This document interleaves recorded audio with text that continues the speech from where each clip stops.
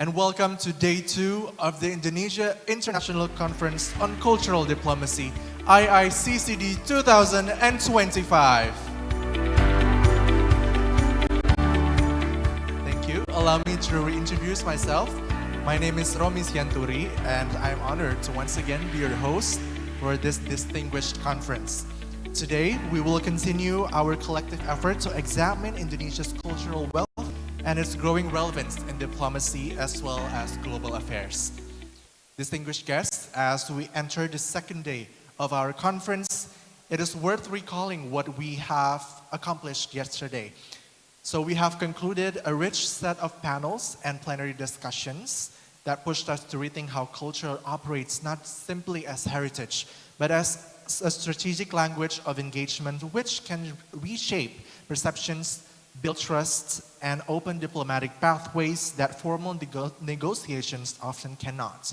I hope that you found yesterday's discussion fruitful and inspiring, as well as stimulating, and I trust that they have prepared you for the depth and diversity of perspectives that we will encounter once again today. Ladies and gentlemen, I think that we are good to resume our agenda for the afternoon. And now we will turn for the fourth plenary session, Innovations and the Impact of Cultural Diplomacy.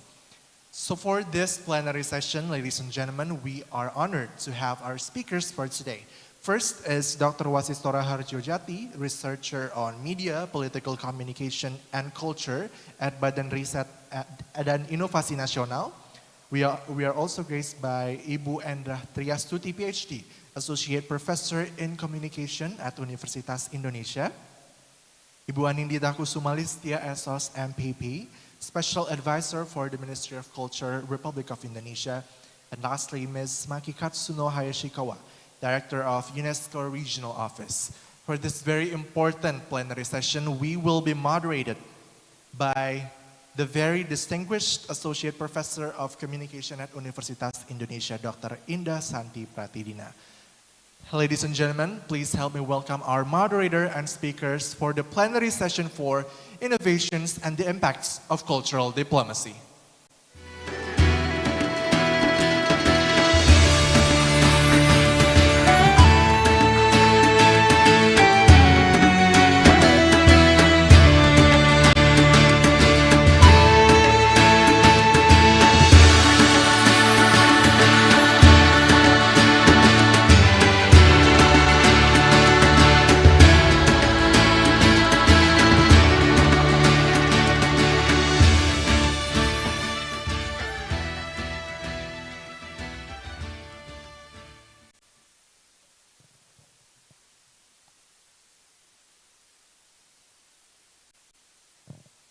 One, two, okay.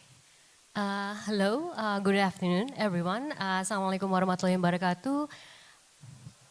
Thank you for being with us this lovely afternoon.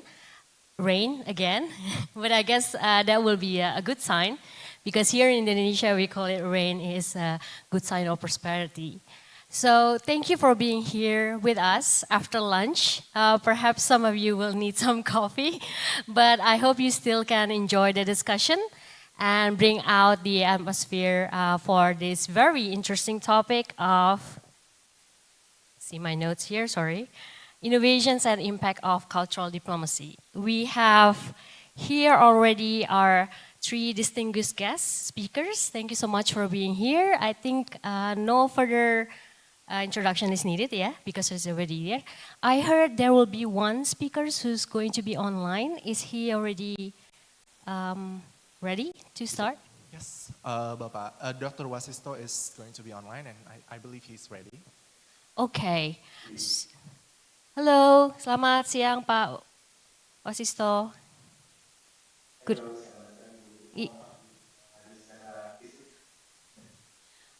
Oh, there you are. Thank you so much. Like we were just wondering where the display of the Zoom is. All right. So as I was noted by the committee for today, so the flow of the discussion will be for us hearing a bit of talk from you, Dr. Wasisto Raharjo Jati, and then we will continue to Maki Katsuno Hayashikawa-san or Maki-san. And then the third speaker will be Endah Triastuti, PhD, Mbak Titut. And then last but not least, we will hear some talks from Anindita Kusuma Alicia, SOS, Sarjana Sosial MPP. I don't know what's the, maybe you can tell us, what is MPP, Mbak? Master of Public Policy. Okay, so that will be the flow of our discussion today. And so, without further ado, I would like to invite Dr. Wasistora Harjo Jati to begin the speak. Go ahead, Mas. Oh, I'm sorry. I've been instructed to have a 15 minutes talk for each of the speakers, and permission to remind you perhaps in the middle of conversation if somehow it is prolonged than that. Thank you. Go ahead. I'm sorry to disturb you.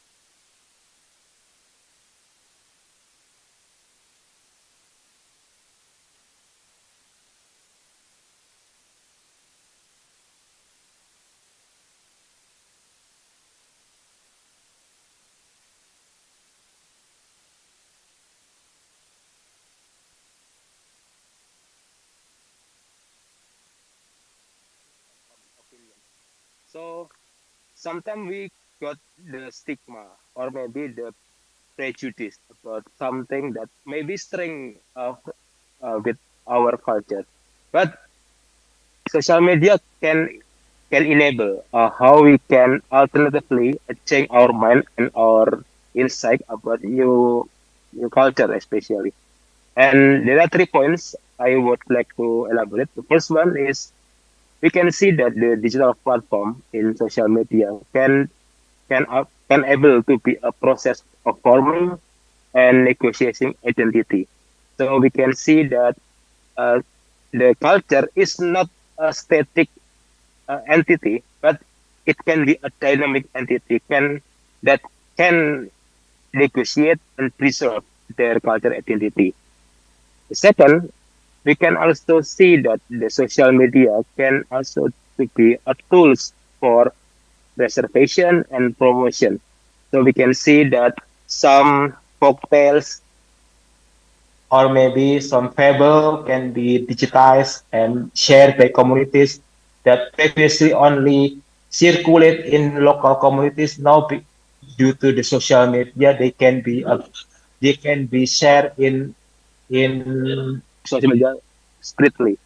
And the third, digital platform can also challenge the conventional belief. Also, so as I mentioned earlier, that sometimes we got the stigma, we got the prejudice, but due to social media, we can change our mind, or maybe just uh, seeing the stories or maybe seeing the posting, so we can fight the stereotypes and so the culture in better light.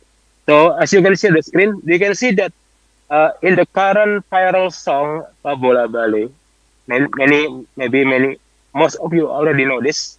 We can see that how the taste of Indonesian music from Western part can mingle or maybe can get along with the taste of Indonesian music from the east side.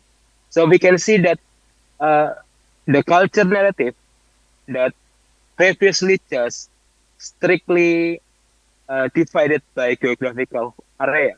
Now, because we can share our vision, our our taste, so we can also mix these differences to be a good product, as you can see on the song of Kabula Ballet that that's still virally on social media. So we can see that social media it can be an enabler for maybe some different culture can mingle each other in one aspect, maybe songs or maybe ceremonies and etc. So that's the first argument that I want to share with you all. And how about the reverse side? So in first presentation, I shared with you all that the cultural narrative in social media can bring positive impact.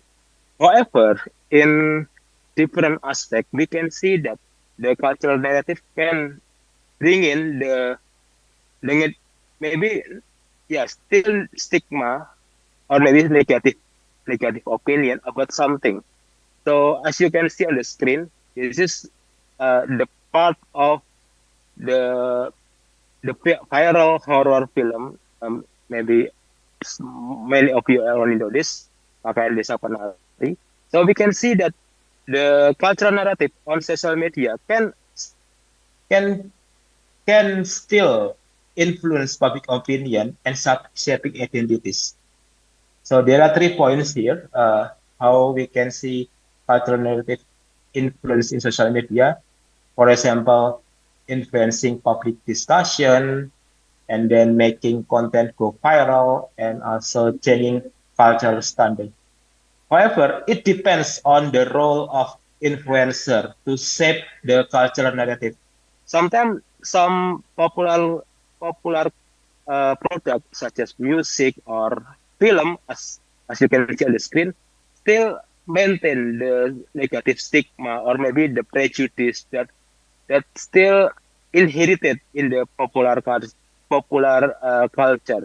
So that's why in this regard, social media can able to be bring a positive, but sometimes due to the market factor,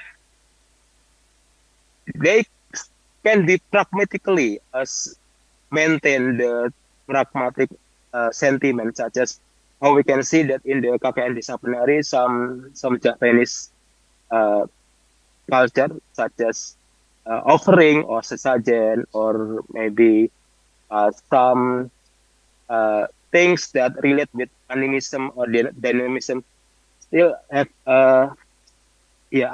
underestimate view in this regard. So that's why this is the ambivalent of uh, how we can see that cultural narrative can be positive and negative, especially in popular culture such as film and music. And how about how about the cultural communities? So we can see that uh, in this sense, cultural communities have different opinion uh, rather than the two presentation that I share with you today. So we can see that cultural communities can be a solidarity, mobilization, visibility, and problems. So we can see that communities they have own standard, they have own view, regardless of using social media. Say they can able to have their opinion, especially how an influencer can able to within the classic culture to be a viral content. So as you can see on the screen, we can see that how the Gara Saraswati, many of you maybe already know this. So she can able to bring the voice of communities to be a good good viral content on her social media. So she always show up with the traditional outfit that represent some communities tribe, for example, Japanese or maybe Minang or maybe Dayak or maybe Balinese. So it it can be a bridge to represent how communities culture can be represented in one figure. So that's why in this senses, we can see that cultural communities narrative have strong tone rather than cultural narrative that reproduce in popular culture, especially in social media. Uh, Maybe that's all today for my presentation. Sorry for the brief introduction, but I'm looking forward to receive comment and feedback for my presentation. Thank you so much. Thank you, moderator. Okay, thank you very much, Pak Wasisto. That was a very interesting talk, yeah. Uh, and it was I find it very interesting that you try to uh, again put on the idea of how digital platforms has the power and ability to, you were saying, forming, negotiating, preserve, and also challenge the already existing narrative. So I found that quite interesting. Actually, I was kind of still wondering what is the actual cultural narratives that you're actually talking about, but let's put that to the next question and answer. So, so I would like to invite the second speaker, Ms. Maki Katsunahaya Hashikawa-san, Maki-san, to give your speak. Go ahead, you have 15 minutes. Thank you very much, Dina. So I do have a PowerPoint, so hopefully the technical team can help me there. I will not be using a clicker because I'm very bad with it, so I just ask next. But first of all, thank you very much for inviting UNESCO and myself to this panel session today. It's a great honor to be part of this very distinguished panelists, and also to be able to share some of the work we do in UNESCO, especially around cultural diplomacy. I hope I'm actually responding to the core questions and the theme of the session, but if I divert a little bit, please help me later on. We can actually clarify Q&A. Do I see the slide? No, I don't see the slide yet. It's coming. Well, I could start by saying that cultural diplomacy itself, the theme of this whole conference, lies at the very core of UNESCO's mandate. I think our work in UNESCO, of course, culture is probably the most famous work that we do, although we do also other work in education and natural science and so on, but probably culture is the most famous. But it's not because we have the heritage sites like Borobudur or we have the natural biosphere reserves and so on. It's not because of only that, because culture is really the core in terms of actions that we take throughout our program that we have. And for that, I actually wanted to have the very first slide to come out because I would like to show the first slide with a very important message. You could go to the next because that's only the cover slide. I don't know how many of you actually knows that UNESCO has its own constitution. It's one of the only UN agency beside the UN as a whole that has its own constitution that was adopted actually 80 years ago. We are actually becoming 80 years old as well, like the entire UN.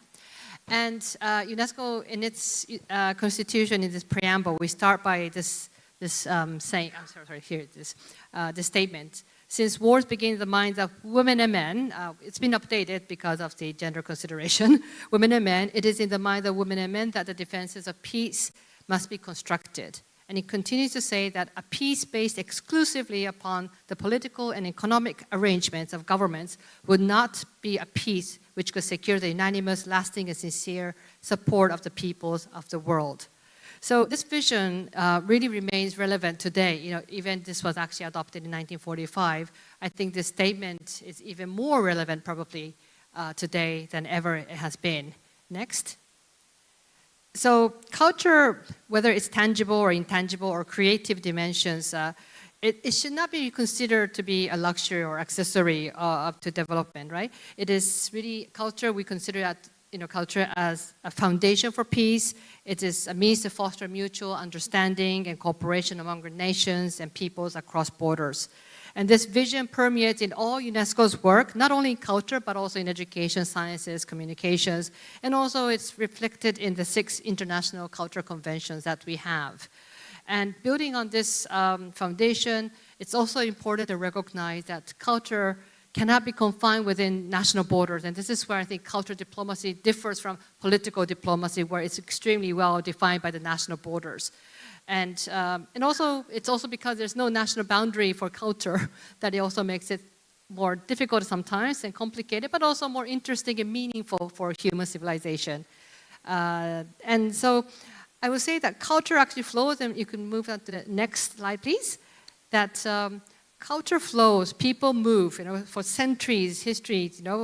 Within history, people have been moving, and with the people movement, ideas circulate, traditions evolve, and arts they cross boundaries with ease. And you can see this is the interesting map that we have found. It's not UNESCO's map, but it's also interesting. This is actually Upper Paleolithic era, so like 40,000 years ago. You see all the human beings starting to move. But if you go to the next slide, please. It's a bit more recent, although it's 1900 BC.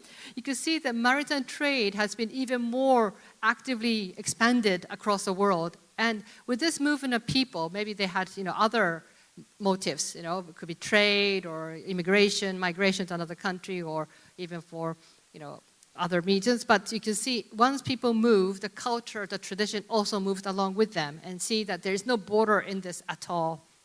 So. Next, please.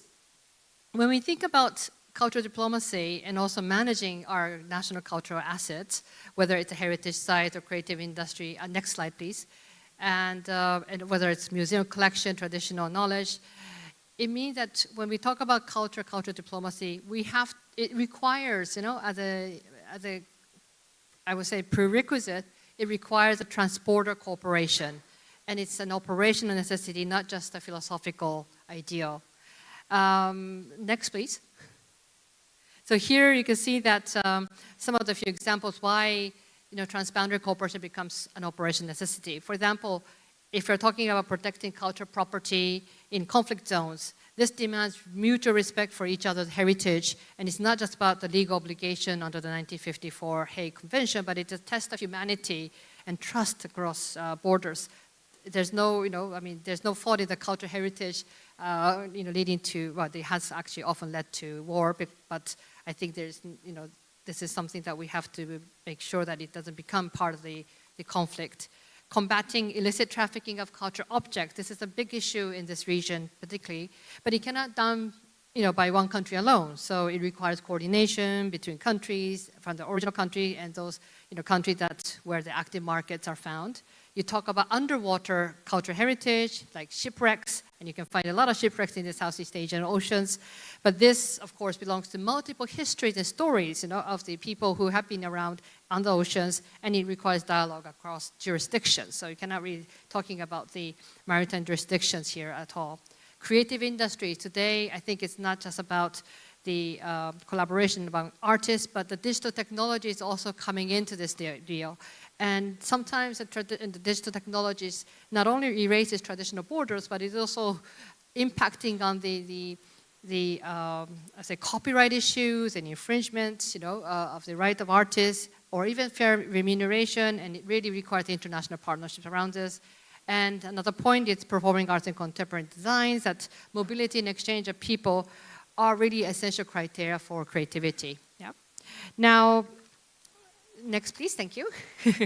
So if we, with this kind of understanding, it really naturally leads us to the next point. How do we actually manage cultural diplomacy effectively? And to do that, we really must shift, our understanding of culture from competition to cooperation. And in recent decades, of course, competition has also defined a lot of our cultural work. Countries will, engage in cultural areas. They have tried to claim ownership over certain cultural tradition, art, create creative arts. And just saying that, oh, this tradition is more authentic than the other, this is more outstanding than others. And of course, they want to, many countries, member states of UNESCO want to be inscribed, they want to inscribe their cultural heritage on the list. No, we can understand the national pride associated with this. It's important, but I guess what we are also trying to promote is that purely nationalistic approach can actually undermine the very spirit of UNESCO's cultural conventions, because each of these conventions that we work for, the 1954 Hague Convention to the 2003 Convention on Intangible Cultural Heritage, or even the 2005 Convention on the Diversity of Cultural Expressions, and you do not need to remember all the convention years, but just to demonstrate there's many conventions that relates to cultural heritage and cultural management. The one underlying purpose of all these conventions is that it is meant to build peace by nurturing mutual respect and dialogue among cultures. And so these conventions, the spirit there is not about competition, it's about cooperation. And so we want to really, through cultural diplomacy, we want to really kind of shift from the ownership to stewardship, from national claims to shared responsibilities. Next, please. So within UNESCO, we have several mechanisms for promoting multilateral cooperation in culture. And of course, these are the two big instruments that we have. The 2003 Intangible Cultural Heritage Convention, where countries can submit multinational nominations to representative of urgent safeguarding list. Or you have the 1972 World Heritage Convention, where states may propose transboundary or serial nominations to recognize cultural continuities across borders. I just highlighted these two because these two are most relevant when it comes to the discussion around cross-border cooperation in cultural heritage management. And next, please. Just a quick example here I can show from other regions beyond Asia Pacific. Like the Great Spa Towns of Europe, this was inscribed jointly by 7 countries, tell the story, share a story that no single town can tell alone. Next slide, please. Here we have the architectural work of Le Corbusier, spanning 7 countries again, celebrates a common modernist vision of architecture. Next slide, please. Then you have the Stecce medieval tombstone graveyards, and jointly nominated by 4 Balkan states. They turned the local sites into a powerful regional narrative of medieval interaction. So each of these examples really demonstrates the collective presentation strengthens rather than weakens individual heritage values. So although of course each national local culture has its own values to the people living there and passing on the tradition, but collectively they even strengthen that together. Next slide. Thank you. So let's look at Southeast Asia, which is most familiar to all of us here. Unfortunately, there's really no examples of such multinational heritage site nominations today yet. And I think we need to have more collaboration and efforts around this. However, there are trends of multinational nomination for intangible cultural heritage. And this is becoming very actively engaged. And Indonesia is one of the leading countries in trying to engage in this. One of the most recent inscription is the Kabaya. Yeah, under the theme of knowledge, skills, and traditional practices. This was a joint nomination by 5 countries, Brunei Darussalam, Indonesia, Malaysia, Singapore, Thailand. And it marks one of the largest multinational Iiccd, Intangible Cultural Heritage nomination, led by Southeast Asia today. Of course, we have smaller ones like between the Pantun between Indonesia and Malaysia. We have another one. Indonesia has been also working with African countries to put a joint nomination for the Kolintan. And so there are also cross-regional as well. But I think within Southeast Asia together, there are still very few. I think there could be more work being done because it really represents the collective vision for cultural appreciation and value. But of course, in order to make true difference, it's not just inscribing this joint nomination. The most important part is what happens afterwards, after you inscribe your heritage, because I think there's also a need for better coordinating, safeguarding the plans, sharing the monitoring practices, to have joint activities to further enhance the joint nomination among the participating states, and also sustain the collaboration with the local communities that are most directly affected by the cultural heritage nominations. So we want to also encourage that there's inscribing multinational nomination is not the end of the story, it's only the beginning. And after that, we hope that further collaboration will continue and even further strengthened. Next, please. Just a few more. So what is really needed is better collaboration and also maybe to create a cultural networks within the region. I think this will be very important to demonstrate how this region shares the maritime roots, the trading network, belief systems, and artistic traditions. This is just one example where the maritime spice route is being also promoted across different countries, going beyond Southeast Asia. And I think the result will be like a web of intertwined cultural practices, whether it's agriculture, crafts, or music, or festivals, and this cannot be divided by national borders. I think shared heritage transporter traditions is not an academic theory anymore. It's really about testimony, living testimonies to centuries of interactions we have been having over this, our countries or our region. Now, next slide, please. So this actually points to the need for a broader regional ecosystem of cultural management, where success will depend on collective frameworks, for conservation, creativity, education, tourism, and the like. And of course, beyond UNESCO mechanism, there are certain cultural networks and collective branding, which have already been proved to be very effective worldwide. Next slide, please. And this was coming from Europe, the most beautiful village of France, or even a bit closer to home right now is the Mekong Moment, which was an initiative to promote the Lucan-Mekong region as a unified cultural and tourism destination through digital storytelling. And so all of these, or both of these initiatives, show that culture thrives through connections, networking multiple villages and communities. It can raise visibility of these communities. It will reduce costs. It can build trust. It can help communities to build themselves their own narratives as part of a bigger regional collaboration. Next slide, please. A little bit of insight from the Mondial Code 2025. The Mondial Code is the World Conference on Culture and Development. It takes place every 3 years, and this year, we had the third session, I think, of Mondial Code. Yeah, in Barcelona, Spain. Thank you very much. And the reason I want to say that because this conference really sets a global direction for our culture work in UNESCO, but also for all our member states. And what is important to note here is that this conference reaffirmed that culture is a global public good, and it is a pillar of human rights and sustainable development. And of course, one of our ambitious goals here is to make culture as one of the standalone goals in the post-2030 UN agenda. Well, let's keep our fingers crossed whether this will happen. But also important to note that there were 6 priority themes identified: cultural rights, digital technology, culture education, economy and culture, culture, climate action, and so on. With the 2 cross-cutting themes, particularly artificial intelligence will be a really important theme in the coming years. But also, Mondial further underscored the need for stronger multilateralism, inclusive dialogue, and shared data systems across borders. And these will be really a strong basis for effective cultural diplomacy. So, next slide, please. So just to conclude, I think what I wanted to kind of end by saying is that for all of us who are working in the field of cultural diplomacy, there's very clear messages here. Yeah? First of all, culture is not only about expression of identity, it is a vehicle for dialogue and peace building.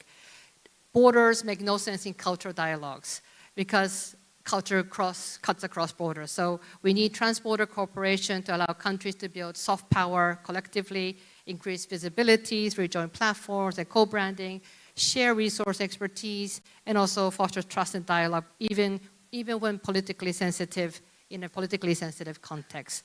So in this sense, I think culture becomes a bridge of diplomacy, not a battleground for prestige. And I think this is where we want to continue collaborating with all our partners as well. So I think I had one more slide. Apologies, I know my time is up. But I just wanted to mention that there's a lot of potential for Southeast Asia now. And I think one important point is that ASEAN has already recognized culture as a pillar of community building. So here, I hope that cultural diplomacy within ASEAN will be really promoted. Indonesia, in particular, has a very good potential for leading this, and especially because Southeast Asia has a shared history, cultural proximity, and a strong spirit of regional kinship. So with that, I wish to stop here. Thank you very much, and I look forward to a lot of Round of exchanges. applause, please, for Maki-san. Thank you so much for that very interesting share of what the efforts has been done by UNESCO. So unfortunately, Maki-san need to leave, but we don't want her to leave without giving the audience who have some opportunity to ask her a question. So if there's any, oh great, okay, we're going to take only, because the limit of time, we are going to only take one or two. So I see the lady with the hijab over there, the white hijab, number one. Do we have another one before Maki-san's leaving? All good? Okay, go ahead and ask your question. Please state your name first and your institution. Okay. Thank you.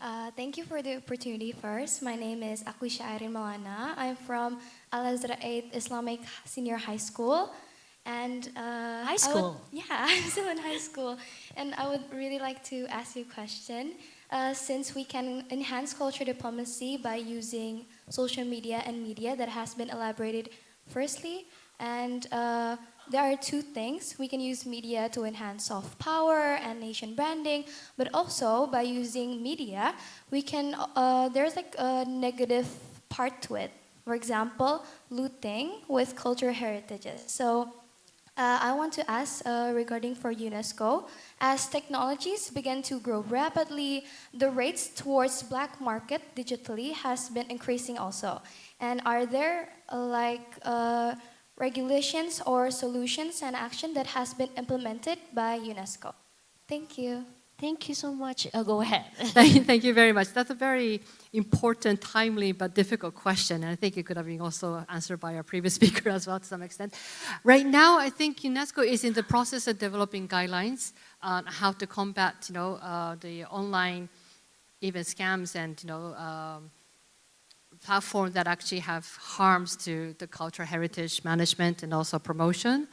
Right now, it's more generally dealt with on the broader, governance of digital platforms and also social media regulations. Culture, in the field of culture, what we are more focusing on is how to protect artists' rights on the digital space. I think very recently in Indonesia, there was this whole issue about mimicking the anime on the social media. Of course, one way is it could be appreciation of that art of the artists, because people would like to copy and learn from all these famous artists or cartoonists or animated directors.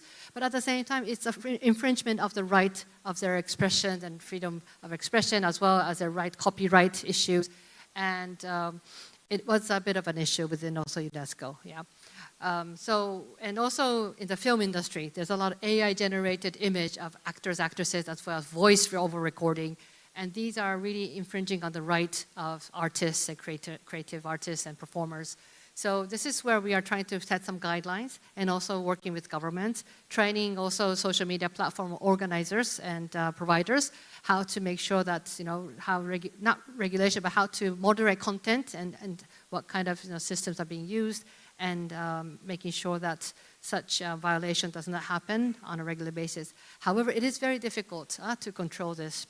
Everything that happens on the digital platform is often very hidden, very deep down. Another area that is very challenging for us is illicit trafficking of art, art crafts, antiquities, because the dealing also happen often online these days. And we do not know where that original market is happening and being sold, marketed from who to whom or where to where, and it's a big challenge. But it also goes beyond UNESCO's mandate, because this also is within the areas of trafficking and crime. So, but it is an issue that has been always raised, and we are looking into it. So when there's a new guidance coming out of it, we'll be very happy to share with the wider community. Thank you. Thank you. Does that answer your question? Okay. This is very, how to say, heartwarming. A high schooler asking about cultural heritage. And so it is, I think it's good to conclude that so it is being acknowledged, all of these challenges with the technology development and so on and so forth.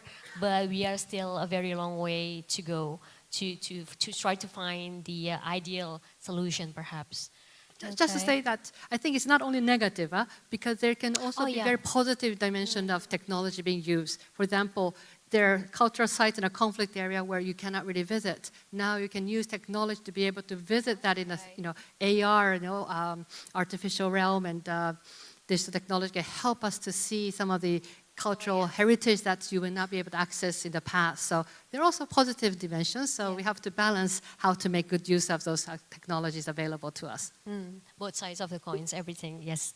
Okay, thank you so much. Is there any other last question from Maki-san? Okay, go ahead, sir. Okay, thank you for the opportunity. My name is Fikri from UI. I want to ask about the point number 2 about illicit trafficking. Indonesia still hasn't ratified the 21 UNESCO Convention on Underwater Cultural Heritage, which make the fight against illicit trafficking harder.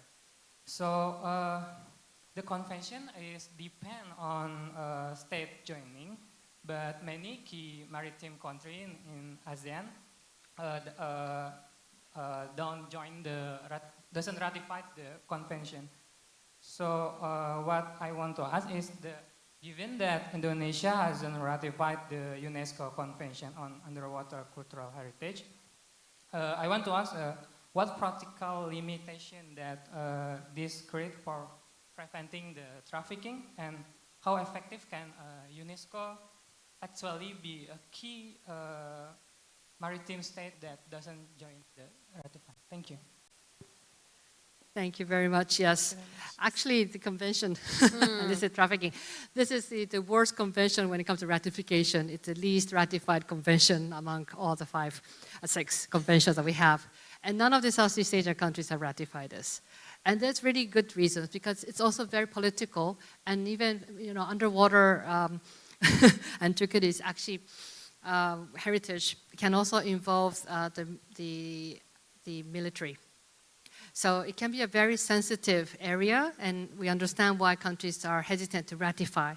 It doesn't mean that we do not do any work around it. First of all, UNESCO has been working with the countries in Southeast Asia. Our office actually covers 5 countries. So we cover Indonesia, Malaysia, Brunei Darussalam, Philippines, and Timor-Leste. With these 5 countries, we have been working to train cultural management officers together and to identify how to address this issue without being too political. And also, for example, you could have what do you call this I'm sorry, I'm not a specialist here, but how to detect where the shipwrecks are and where it lies and where it comes from and who to contact and how, and also certain guidelines that we have that we train the experts in it. So we do try to continue to work with practitioners, if not with the legal side or the political side. Yes. Okay, thank you so much. Unfortunately, because of the limited of time, we need to move on to our next speaker. Thank you so much for the questions from the audience, and thank you so much for Maki-san for giving the time to be here. Can we please give a round of applause for Maki-san? Thank you so much. Okay, let's move on to the next speaker. I'm sorry for you guys to need to wait. Oh, Maki-san, are you leaving soon? Oh, okay.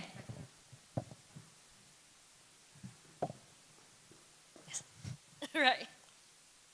So our next speaker is Endah Triastuti, PhD, or I like to call her Mbak Titut because we're from the same department. The time is yours. Go ahead, Mbak Titut. Hi everyone, good afternoon. In this presentation, I'll pick up the 2024 HIP DUT track. Garam dan Madu. It is sang by Indonesian artists Tansi, Naikila, and Jemzi as a central case study. Uh, the song exemplifies a grassroots, digitally driven cultural movement in Indonesia music scene, blending traditional dangdut, a unique Indonesian genre, with modern hip hop and a background of electronic elements. The song was released in December 2024, and went viral quickly. Okay, I would like to highlight two important points from this song. The first is the authenticity of DIY, and the second is the an outlook of private slash local space that turns into public slash global space.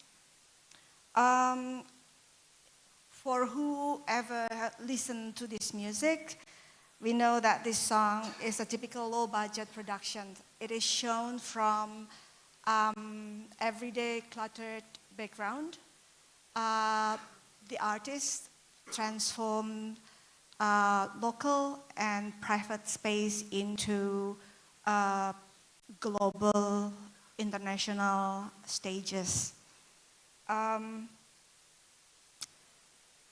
It reflects not just the authenticity of the artist, but also it is relatable vibe that feels genuine and unpolished, making it highly shareable on platforms like TikTok and Instagram Reels.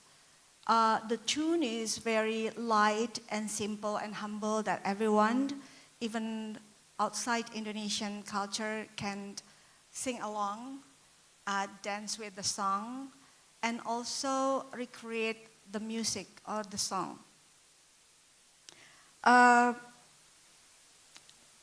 Both points, both the authenticity of DIY and the shift from private slash local space to public slash global stage, lead us, at least me, to recognize a major production mode of the younger generation.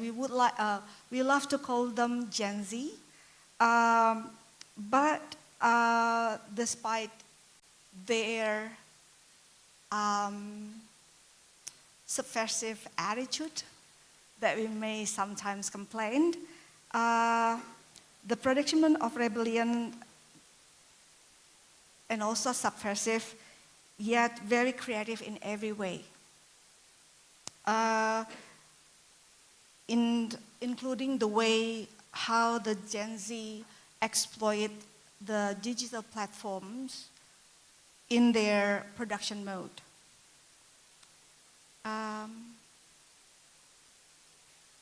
Talking about Gen Z and how they navigate mobile platforms by optimizing them to carry everyday life stories and invite forms of borderless participation, we won't miss the fact that there are fans from Jakarta, Kuala Lumpur, Tokyo, and South Korea that upload dances with this sound as a background, also upload covers from the songs and remixes. And those practices basically forming a borderless TikTok public. I will try to, so if you see this song, should be the song on it, but I cannot hear the sound. But it is in top songs in Malaysia. It is top 40 in Malaysia and top 70 in Singapore. So it is quite globalized. These global practices create a shared cultural space where users co-produce hybrid sonic identities. Sonic identities is an identities rooted in song, voice, and movement that neither belong solely to Indonesians nor global pop, but to a shared algorithmic space. It fosters a new global culture public, and this digital environment encourages continued creativity and interaction, making cultural exchange more dynamic and accessible.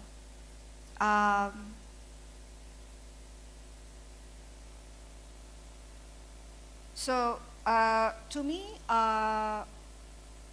this within this context, the case of Garam and Madu indicate the emerging informal cultural diplomacy. In the two next slides, I will compare Indonesian context, Garam dan Madu with K-pop in South Korea and manga from Japan. The song Organic Success in Malaysia exemplifies informal cultural diplomacy. From this song that now Malaysian people start to worry that the youngest generation in Malaysia start to speak Indonesian better than speak Malaysia, for example.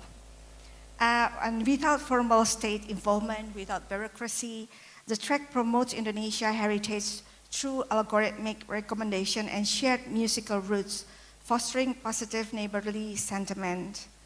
Having said that, I would like to emphasize that algorithmic recommendation play a crucial role in the song's regional success. Not just it creates authenticity, but also it connects people to people, culture to cultures. And from the cultural diplomacy and soft culture point of view, it fosters mutual understanding and more through informal diplomacy that invite people to participate voluntarily, making cultural exchange more organic and effective than traditional state-sponsored campaign.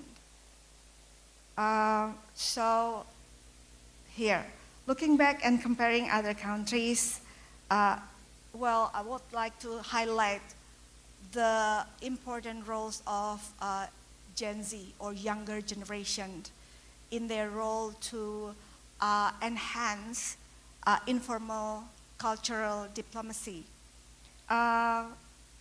So the role is very significant. We can look at the South Korea. This is the BTS. Now they have like a micro cancel, but still I will provide them as the example. And Japan. Two countries that weaponize music, soap opera, and manga to foster their soft power. So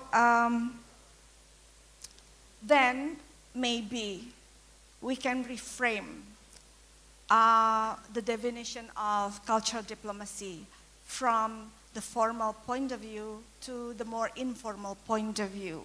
But then maybe Indonesia can do quite the same by taking into account humble everyday live performances on platforms as a new ideological apparatus. As in the case of the song and many others, the authenticity of DIY potentially can be the national state's capitals. Moreover, by optimizing mobile platforms, we can see how streaming and user uploads eliminate the needs for physical productions. I'm talking about economic-wise, financial-wise, time-wise, space-wise, where user uploads aligning heritage promotion with sustainability goals. Artifact of cultural diplomacy may circulate endlessly in digital package, reducing environmental impact while preserving cultural legacy without the need for expensive physical production and distribution. So basically, I'm trying to say that digital circulation of cultural heritage that leads to cultural diplomacy significantly reduce costs. As well, this model proves that cultural heritage can be both sustainable and impactful in the modern digital world. To wrap up this presentation, I would like to suggest that the government support digital infrastructure and establish a system of recognition for those young informal ambassadors. I would like to call them ambassadors by adopting an equitability revenue model that puts the original right holders at the center. because as we know nowadays, the content like the madu and garam dan madu, mobile to across digital platforms without being recognized the copyrights. So both government and industry can ensure that cultural heritage remains vibrant and sustainable in the digital age, thereby fostering a sustainable cultural ecosystem. I would like to close this presentation with the last slide that I hope the team in the back can provide sound for the slide. Dewe taun duwe bayangan besok yen wis wayah omah-omahan aku maca koran sarungan kowe blonjo dasteran nanging saiki wis dadi kenangan aku karo kowe wis pisan aku kiri kowe kanan wis beda dalan. Thank you. Thank you. Round of applause, please. That was quite a good beat for our this afternoon. Thank you so much, Mbak Titut. I guess again, this gives us more discussion of how informal channels of cultural diplomacy, especially in authenticity, in cultural creativity, and so on. So we have listened in to two academic researcher scholars and then one practitioner of a cultural policy. I'm very interested how Mbak Anindita will put her place because I heard she's also alumni of international relations here in UI, right? But you are now the special advisor for Ministry of Culture.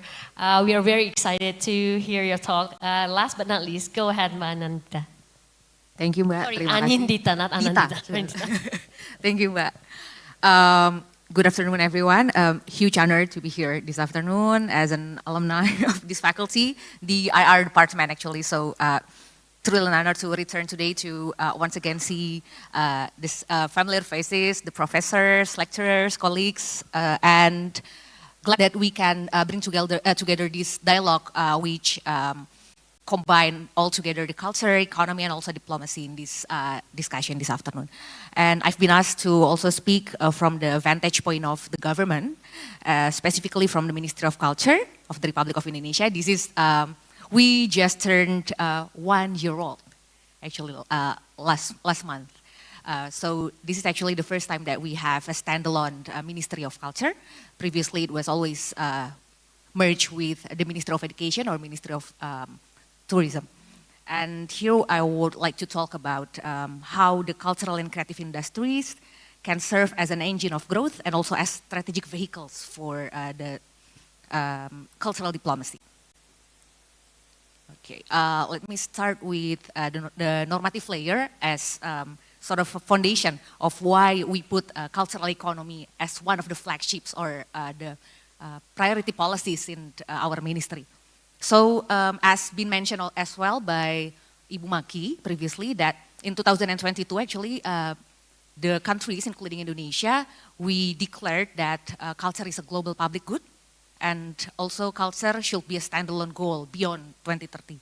And also this commitment also reaffirmed last month in the third session of the Mondial Cult in Barcelona. And then what does it mean that public is culture is a public good? It means that culture is something that all people are entitled to, right? So they can access culture, they can participate in it, and also they can benefit from it. Also, in some cases, they also can help govern it, how the culture is defined and, I mean, the policy of the culture itself. And culture also enables and drives sustainable development, hence countries promote it to be a standalone goal post-2030 besides the economy and environment and also the people pillars. However, for a very long time, public policy treated culture mainly as a cost center in the state budget. It wasn't seen as a driver of growth and resilience. Today, the evidence actually tells a different story. As we can see here in the global number here, the CCI, or cultural and creative industry, actually contribute around 4.3 trillion US dollar, or 6% of the world economy. So it's a very huge potential. And it also shows that culture is actually already an economic power. So we say that it's in Indonesia, and in our policy framework, we call it kebudayaan sebagai ekonomi baru, or culture as a new economy, economic power, kekuatan ekonomi baru. But this shows that culture is actually already a huge economic power. And on the bottom here, actually, it's actually a triangle of culture, economy, and diplomacy. And the CCI, cultural and creative industry, actually sits in between all these three frameworks. So just a brief definition of the CCIs, because the working language and also the core definition is actually interchangeable with cultural economy. So David Rosby here in his book in Culture and Economy in 2001, he actually defined and differentiate between economic value and cultural value. And also Ian Moore in his book in 2014, he also defined the cultural industries as a creation, production, and commercialization of similar content across publishing, audiovisual, blah, blah, blah. But it's also interesting that because Moore also find that one of the very few countries that actually put cultural industries in their national policy, the first one is actually the UK in 1994, so it's not very old. I mean, it's very recent, in 1994. They put it formally in their national policy, and followed by Australia in 1997.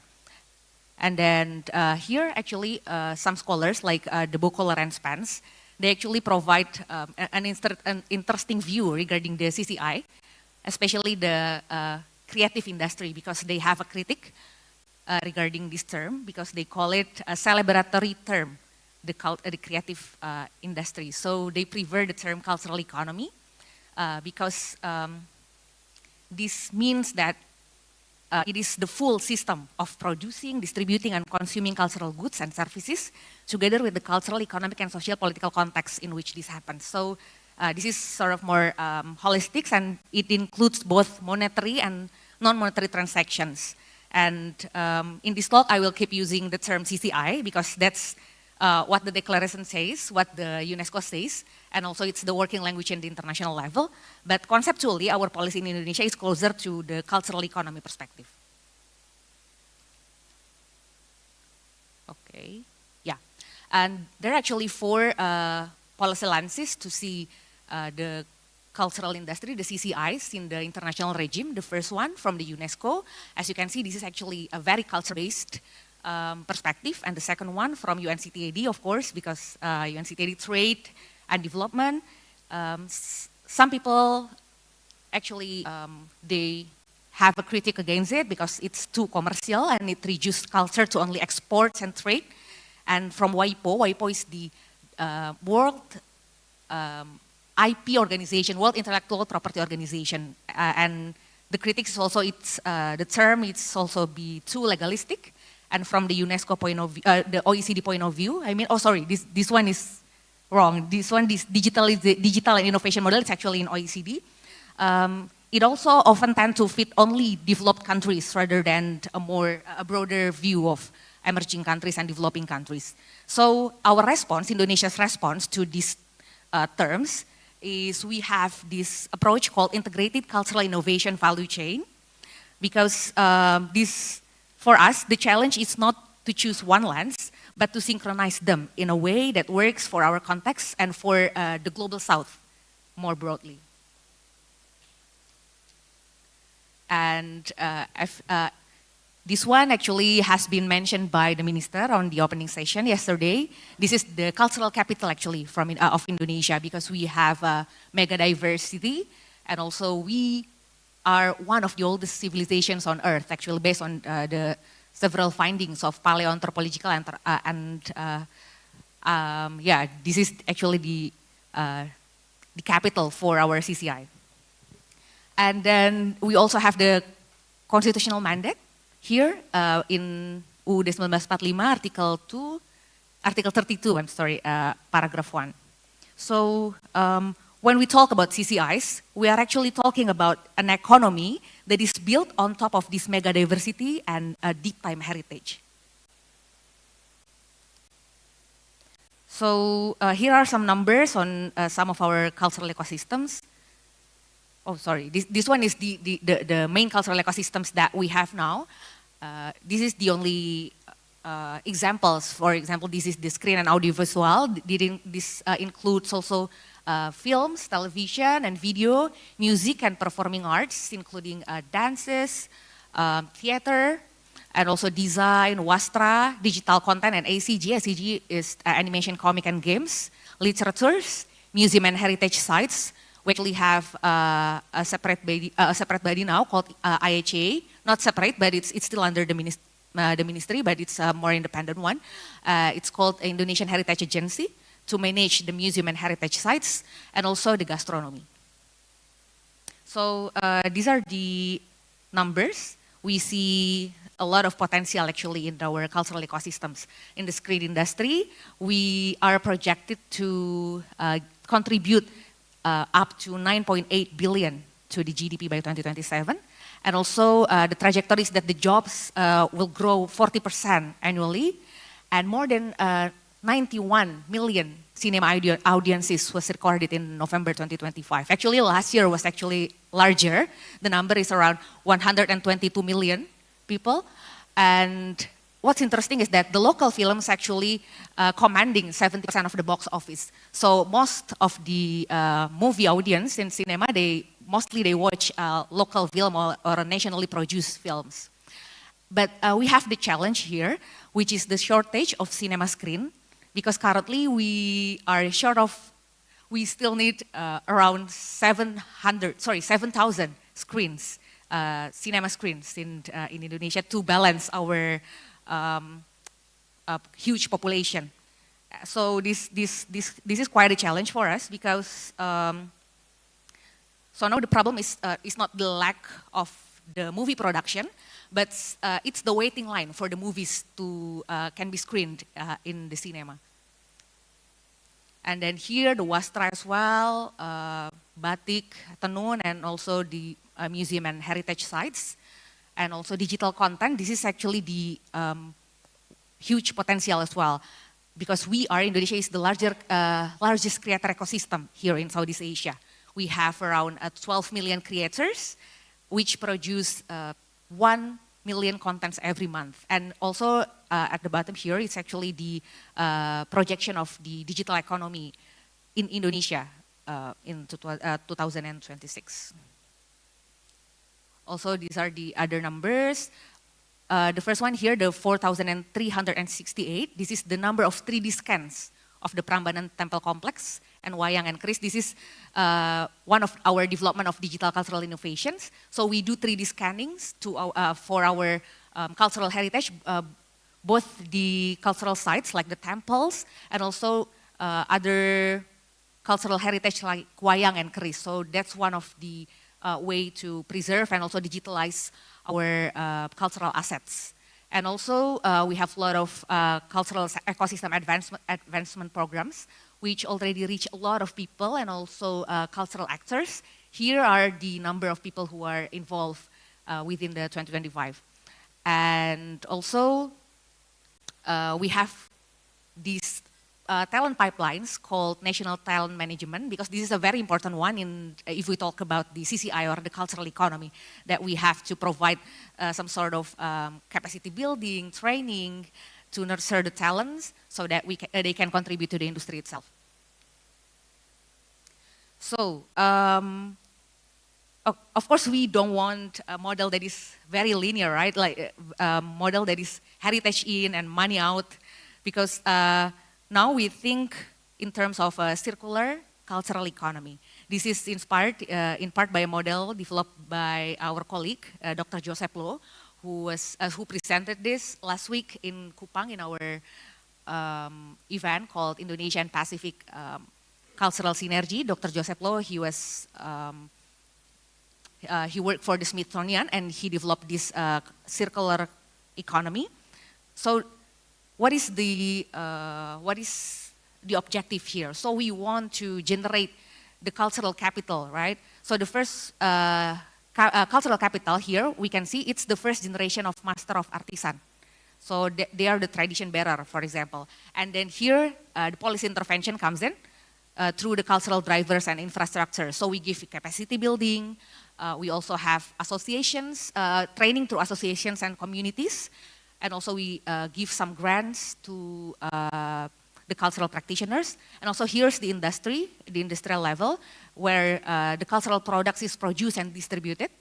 And here is also the important part, which is the recapitalization or investment. Here we do a lot of competitions, festivals, residencies, recognitions to find a wider talent pool. And then finally we can sort of produce the second generation of master artisan. This is actually the objective of the cultural economy. So it should be a circular economy. So to make this real, we are building a policy architecture that follows this chain. So we have the upstream, midstream, and also the downstream, because the objective of the cultural economy itself is to downstreaming the culture or hilirisasi kebudayaan. So at the upstream level, at the level of cultural capital and talent, we have the constitutional and legal foundation once again, and our constitution explicitly mandate the state to advance culture and safeguard cultural rights. And on top of this, we have created a cultural endowment fund called Dana Indonesiana, and now the capital or the fund itself amounted up to 323 million US dollar endowment fund, and this year we already disbursed 30 million US dollar. And there are at least 3,000 beneficiaries in the first batch, and we supported community initiatives, cultural productions, media, and also heritage. And also, as I said before, we also have the talent pipeline, including the National Talent Management Program. We also have competition, master classes, film labs, music labs, markets. We also have some programs and movement called Study with Maestro, in which the maestro of each arts, they have special workshops for cultural enthusiasts and also cultural practitioners, young cultural practitioners. We also have seniman masuk sekolah, so the artists who works with the schools. So yeah, those are the talent pipelines projects that is being helped by the ministry. And then the second one is midstream, which is the industry and markets. We also support the film market and exhibition, for example. And then this is the downstream and recapitalization. We have cross-border cooperation as well. Sorry, and the time is up, I know. Sorry, so I just need to underline this cross-border cooperation in this, because we have to link it with the cultural diplomacy, right? So we have a lot of co-productions and partnerships with a lot of friendly countries, including with the Netherlands, France, South Korea, UAE, India, and Turkey. And this cooperation include funding, exchange, and residencies, talent development, and those are reciprocal. So we can do residencies here in Indonesia or in the partner country. And also we have co-production arrangements with several institutions as well, and also public-private partnership that we have started with our agency, Iiccd. And once again, I just want to have the level of analysis in terms of our CCI and cultural diplomacy. So yeah, in the level of individual actor, all the cultural actors, as been said before, they are cultural ambassadors as well. And in the transnational network, we also create platforms and co-creation spaces. And also in the institutional frameworks, we have co-production agreements and MOUs and that I already mentioned. But the conditions for all of this is that the creators have to be empowered and protected, number one. And the second one, the works have to be circulated transnationally. They have to be able to move transnationally. And the third one is that the institutional bridges have to turn circulation into the long-term relationship. Okay. So this is just the digital AI and protection of culture. Yes. I just want to put. Yes, this will be probably open for discussion sure. later on. So sorry, No because we worries only at all. have a limited of time. Okay. I'm sure there's going to be a lot of question, well, a lot, or maybe one or two question about digital and AI. So thank you so much, Mbak Ninita. Please a round of applause for her. So just to give a bit of a glimpse, a summary, a very simple one at that. that we have talked from 2 scholars, 2 academicians, and also 2 practitioners in cultural diplomacy. So we have that I think we all can agree that the term of the sentence that say that culture as a global public goods. And I think 4 of the speakers has talked how there are proofs of consensus both from the formal entities, the Ministry of Education and Ministry of Culture, and UNESCO as well, and then so adapters of informal digital channels, i.e. social media. We have also talked a bit about the definition of cultural and creative industry. That is, I think we can all agree that is very dynamic and forever adapting to the changes in cultural ecosystem, not just in Indonesia, but internationally, which I think somehow translate to institutional and grassroots efforts of sustainability, hopefully, which this also includes policy, extensive cooperation, and so on, ya, Mbak. Just like what Mbak Anindita has discussed for us. Okay. Now, very good. I'm in time. So we still have 15 minutes for question and answer. Kindly raise your hand, perhaps, and then please let us know whether you're addressing the question to a certain speaker or to all of our speakers. Pak Wasito, are you still here with us? Oh, he's not here. Okay, so only for the 2 speakers then. Thank you. Okay, questions? It is open in session. Yes, okay. So the lady with the black hijab. Any other? Okay, the sir with the batik on the center. So let's have one more perhaps. All good? Okay. So go ahead, ask your question, and then you will be the second, sir. Okay, terima kasih. Assalamualaikum warahmatullahi wabarakatuh.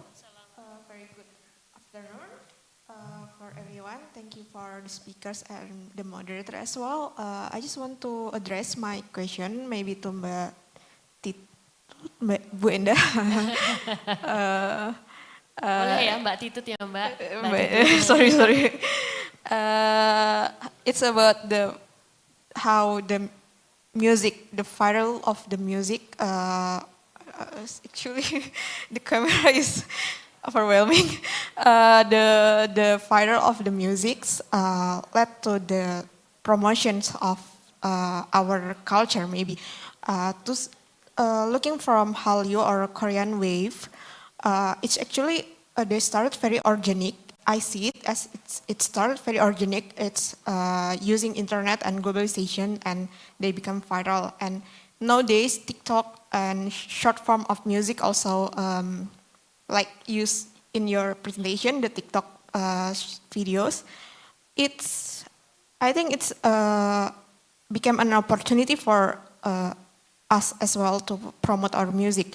So I just want to know your further opinion about the viral strategy of music in the for our cultural diplomacy, and as well as the negativity that might be impacted from it as well. Thank you. Thank you. Shall we compile or just right away answer directly? Up to me? Okay, so directly maybe, so we don't forget the question. Yeah, go ahead, Mbak Titut. Please wait, yeah? Okay, following the instruction from Mbak Dina, thank you for the questions, but I would like to compare first the cultural diplomacy between what I've just presented with Hallyu or Korean wave. So if you look at the Daisy Kim's articles in 2012, she said that cultural diplomacy of South Korea is also part of the global industry. So basically, Hallyu as the cultural diplomacy in South Korea is arranged by the government. They are protected by a number of governance, and they consider, the South Korean government consider all artists as the national capitals. They are under the South Korean governance management as the state apparatus. So basically, they are, what I'm trying to say, with the South Korean cultural diplomacy, the state has created a certain arrangement that governed all the artists, whether it is K-pop, K-drama, or others. Compared with Indonesia, my apologies saying this, but the Center of the Cultural Diplomacy until today is focused on the baby boomers who are sitting in the power. So those really refer to other scholarship are they have gap in navigating digital infrastructures, while the Gen Z, who are not sitting in the power, they are very cool in navigating digital sphere. So that's why in my presentation, I highlight how their creativity and the authenticity of DIY invite people voluntarily to join the cultural diplomacy. Sometimes conscious, sometimes unconscious. The best thing is, from this, at least I'm thinking about when the Axel Burns, he is a scholar from Australia, QUT University, argue that there is no filter bubble. Are filter bubble real? No. Basically, there is a human inherently hate or love something. It is not created by the algorithm or digital infrastructures. On the other way around, when we see this one, it means that collaboration, the nature of collaboration is also inherently human. So these Gen Z, with their skill to navigate the digital sphere, I hope they will open the eyes of the boomer who are sitting in the power that digital or cultural diplomacy is not that complicated. That the taste is very subjective, and we can share it through digital platforms. The negative impact that, because this is basically a cultural artifact owned by someone or a group, soon after they launched on digital sphere, they went unprotected. Copyright, when, everyone can infringe the copyrights. That's why my suggestion that in the last slide, I propose to the government to arrange, not like the South Korean government arranged the cultural diplomacy, but more, because now cultural diplomacy within the Indonesian context is very open and very genuine and informal. It is, I think, we can start from how the government protect the copyrights of the digital artifact that can bring the cultural diplomacy on the surface. That's my question. That's my answer. Thank you. Was that answering your question? Do you have a follow-up? All good. Okay. Thank you very much. Okay, applause perhaps from the questioner as well, and then for the answer with that. So I would like to give you, sir, your turn. Go ahead. Thank you for the time. My name is Iqbalullah Hazar Ramadan. I came from State University of Surabaya. I would like to ask presenter, both of you, but maybe my question is maybe is half answered by Mrs. Enda, but I want to know further problems in our government, why we cannot did like South Korea to engage us like the artists or to save digital artifacts for further cultural diplomacy. Because I just feel a bit curious. What is further problems of our governments, except like Mrs. Indah said before, because some baby boomers who sit in our governments and etc. Maybe this is my questions. Thank you. Thank you. Thank you very much. So, yeah, this is very interesting. So perhaps we can ask Mbak Anindita first. And then I would like, of course, ask Mbak Titut for her opinion, perhaps, because he was asking two of the speakers, if you don't mind. Go ahead, Mbak Anindita. Yeah, thank you so much for the question. So I think the establishment of the Ministry of Culture is the first step to do that. And we are actually now developing a policy framework regarding the cultural diplomacy and also the CCI, which also will include some kind of Indonesian wave. So it's like our answer to these waves. So this is our we will sort of amplify our identity, and also we are still developing the whole policy framework for this, and hopefully by the end of this year we're gonna sign it, and also we're gonna publish it to the public. And also regarding the South Korea, we actually have some cooperations with them to regarding the content creation. We have the cooperation with KOCA. KOCA is the institution, Korean Cultural. I forgot, but it's a South Korean culture agency. South Korean cultural agencies. It's also the agencies that is responsible for the K-pop wave, K-wave, actually Hallyu, that they actually, it was designed, the wave was designed actually 20 years ago. And KOCA is actually the institution that is responsible for the Korean wave. And we actually already have an agreement with them last year. Sorry, I forgot, last year or this year? This year. It's already started in 6 cities. I think 2 cities in Java Island, and then 2 in Sumatra, and then 2 in eastern part of Indonesia. It's actually the cooperation is for content creation. So it's like a capacity building from the Korean artists, Korean content creators, and also the cultural practitioners here in Indonesia. That not only about the digital content like TikTok, Instagram, and so on, but also the film, animation, and also games and comics.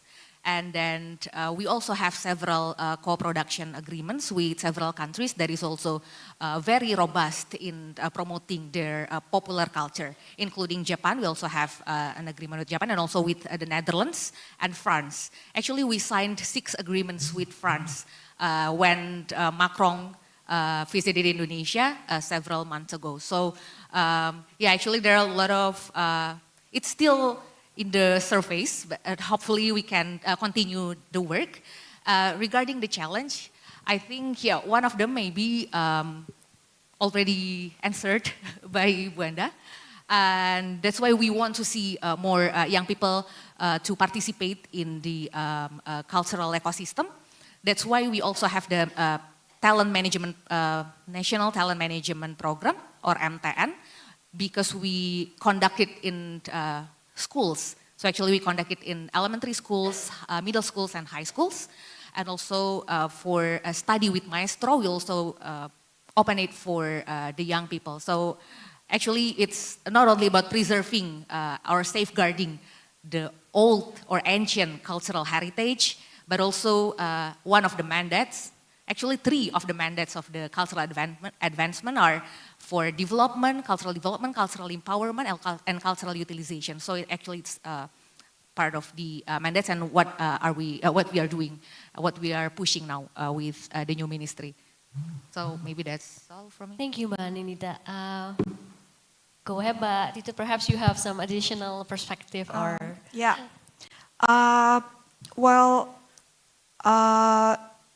Japanese cultural diplomacy started when they start the Restoration Meiji, 1868. I forgot. And the South Korean culture diplomacy start when I think in 1997 or 2007. I think 2007. But the recent for both countries is because the condition of resistance. So the sense of resistance within the country, for the South Korea, for example, the bombarded from the Western policy, WTO, that limited the in-house production in South Korea in 1997, imposed them to exploit the internet in 2007, I think. The thing is with Indonesia, Indonesia has a vibrant cultures, heritage, which under the Suharto's regime, the government tried to make Indonesian culture as Japanese cultures. There is no sense of resistance against foreign or outside attack against our cultures.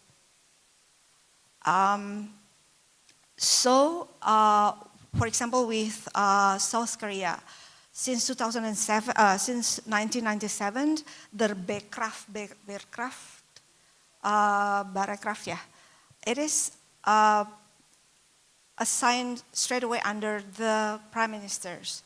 So it has like a massive power to arrange the governance of the culture inside the South Korea. The situation is quite different with Indonesia that has been busy with their own arrangement because we have competing cultures inside the country. Also because maybe, the sense of colonialism in Indonesia is so big. So we blinded by the westernized value. Then we are late to employ our cultural heritage as a tool to do or to deliver the cultural diplomacy.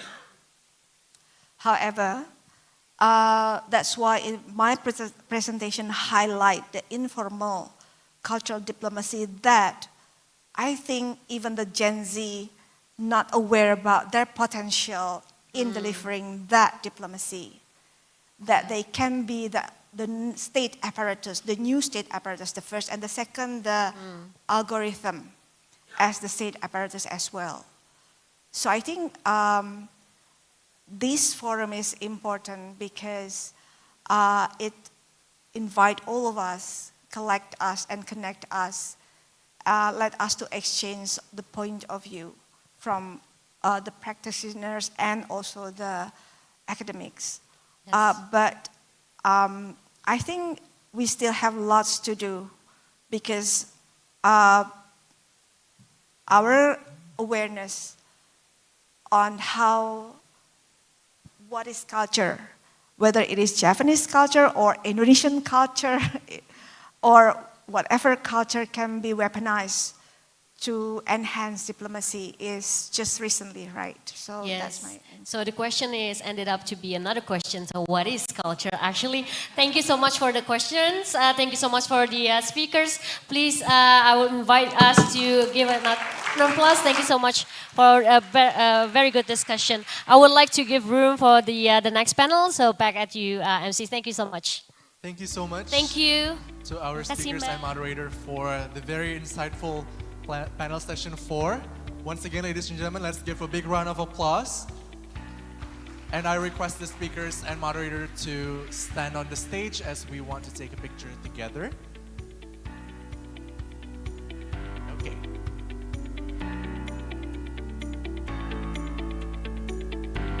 Beautiful. Thank you so much, ladies, for the very fruitful discussion in this 4th panel session.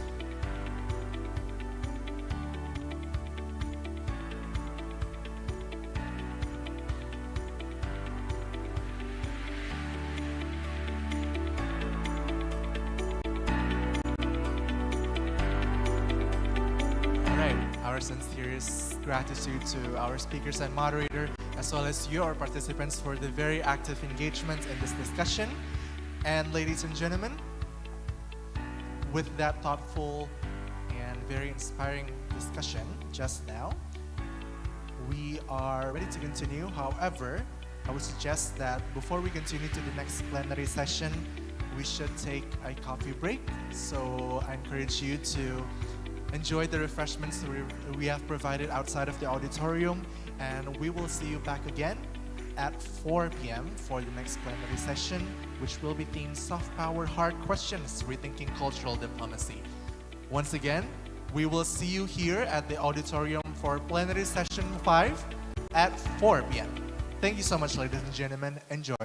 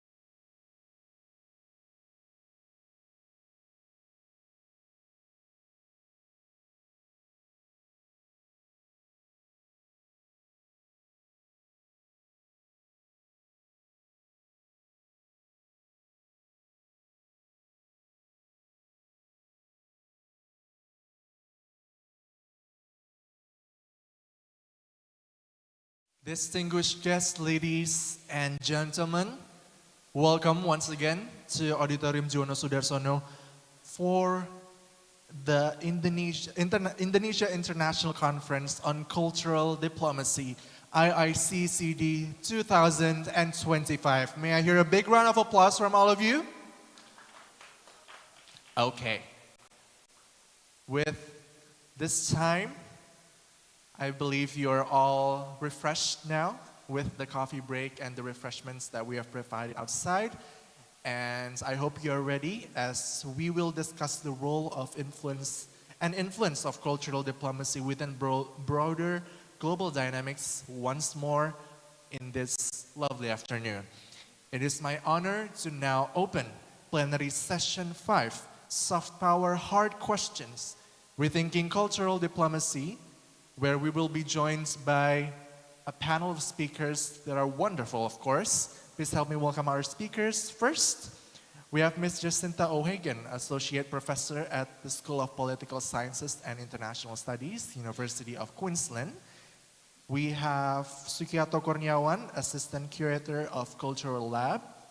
We have Ms. Carmina Untalan, International Relations Researcher at the Universidade Nova de Lisboa. And Ms. Anissa Gultam of the National Museum of Ras Al Khaimah, United Arab Emirates, who will be joining us online at a Zoom conference. And to moderate this absolutely substantial plenary session, we'll be joined by Mr. Yeremia Lalisang, PhD, Head of the Undergraduate Program of International Relations at Universitas Indonesia. Ladies and gentlemen, this is the plenary session 5, Soft Power Hard Questions, Rethinking Cultural Diplomacy. Please welcome our speakers and moderator for today.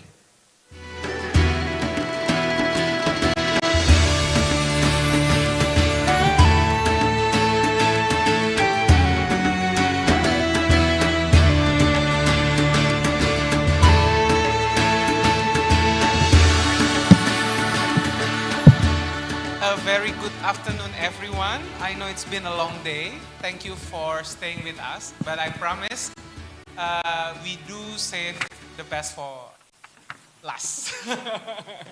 Although we all wear black, doesn't mean that this is like a somber presentation or what, but we're trying to bring up a very interesting conversation here because we have a very interesting panel line up this afternoon.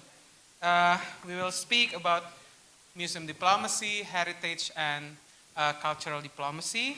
Each speakers will bring various perspectives from their various backgrounds as well, and I'm very sure that this will be a very interesting discussion. And we will start with Associate Professor Jacinta O'Hagan. Without further ado, Jacinta, over to you. Yes. Good afternoon, everyone, and well done for still being here. That's absolutely fantastic. I'd like to start by thanking the Dean and the Faculty of International Studies and Political Science, and of course the Ministry of Culture, for inviting us here to this really fabulous conference. And I really want to thank as well the organising committee for how well they've been looking after us for the last couple of days. Get my clicker. We live in interesting times.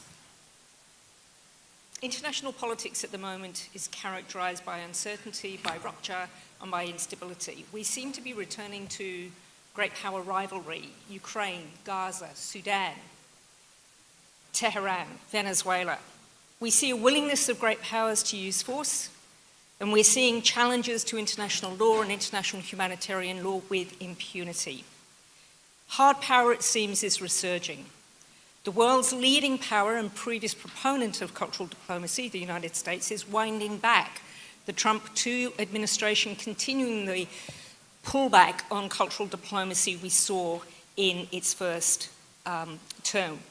Secretary Marco Rubio said that cultural or political issues that are deemed to be divisive would be deprioritized in diplomacy. And we've seen the defunding, for instance, of the Voice of America, a key proponent of cultural diplomacy.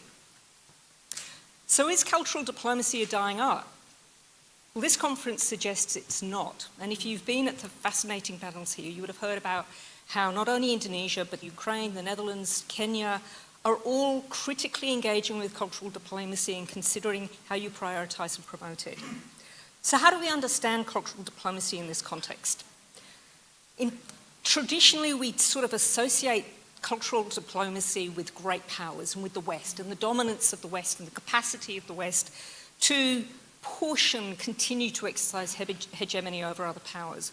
But what we seem to be seeing is a reinvention of cultural diplomacy as being embraced as a vehicle by other powers to reset relations, to exercise agency, and to reclaim narratives in representation in international relations. So this is all really interesting. Now, Jeremiah has given us a very tough task. He's asked us to think about cultural diplomacy and power relationships, and to say, to what extent does cultural diplomacy actually reinforce traditional hierarchies of power? Is it the velvet glove around the iron fist? I'm on the wrong slide. There we go. My colleague and friend Patricia Goff talks about cultural diplomacy as a really fascinating place where art and power meet. And I want to investigate this relationship a little bit. The first thing I want to do is a bit boring. I do want to tell you what my working definition of culture is, but because I think it's important. So I talk about culture as a historically created system of meaning and significance, or what comes to the same thing, a system of beliefs and practices in terms of which human beings regulate and structure their individual and collective lives. Biku parek. It's intersubjective. It concerns the creation of meaning. It's expressed through and embedded within languages, images, bodies, practices, and artifacts. It provides a way and frameworks within which we navigate the world, and it helps to shape our identity. It tells us who we are, what our values are, what our priorities are as individuals and as societies. What is it we seek to do and be in the world? But it is also heterogeneous. Yesterday we learned a great deal about the rich and multifaceted nature of culture in Indonesia and Southeast Asia, including indigenous cultures. It's fluid. It develops through interaction and in shifting contexts. And yesterday and today we talked a lot about hybridity, but it's also contested. It's contested because the capacity to shape systems of meaning and symbols and practices as authentic, some practices, some representations as authentic and legitimate, is highly political. And to be able to do that is a key element of power. So what kind of a form of power is culture? I have to talk about power because I'm an IOS scholar and I'm on the last panel. So power is really multifaceted. I use this definition of power. Power is the production in and through social relations of effects on actors that shape their capacity to control their fate. So it's the capacity to influence actors and how they control their fates. It's not simply consisting of material attributes, but also contrived and developed through social relations. And those social relations can have different forms. They can be compulsory. So this can be where an actor can directly control or affect the behaviour of another. It can be institutional power. It can be the way that an actor can work through rules or procedures in formal or informal institutions to guide the behaviours of others. It can be structural power, the way in which we derive power from the way we're positioned in relation to one another, or it can be productive power. And productive power is the one that I think speaks most clearly to culture. So productive power is a systems or systems of knowledge and discourses through which meaning is produced, fixed, lived, experienced, and transformed. It's really important to the way in which we produce our sense of identity, but also, and our self-understandings, but also our idea about what our roles are and what our social capacities are. So culture is integral to productive power because it shapes meanings and our sense of identity, our understanding of our role, and our sense of what is true. Language is a really important dimension of this because it's not only a medium, a vehicle for communication, but it helps to frame our ontologies, and our epistemologies. So this, I think, is really, really critical. So let me move then to cultural diplomacy, and let me move to that other, and I won't go into this too much because we've had lots of definitions of diplomacy. But looking at diplomacy as in the classic way, as the capacity of the state to represent, to protect, to promote its interests, to collect and analyse information and encourage cordial relations. So diplomacy that we typically think of in the context of the state, the nation state, is a critical institution of international society. But as we've talked about quite extensively, sorry, I'm just looking at my notes, I've got kind of mixed up on my notes. But as we've talked about quite extensively today, increasingly we are seeing multiple actors being implicated in diplomacy as the networks and frameworks for diplomacy have spread out, as we've moved from diplomacy as club diplomacy to the idea of network diplomacy. So that presents us with really interesting kind of challenges about what is the role of the state then in the context of this form of diplomacy. So cultural diplomacy is a really messy concept. It's really hard to define, and we've seen so many definitions of it here today. One of the things I just want to talk about briefly here is the way that cultural diplomacy as culture and practice has evolved and changed in the context of shifts in structures in the international system.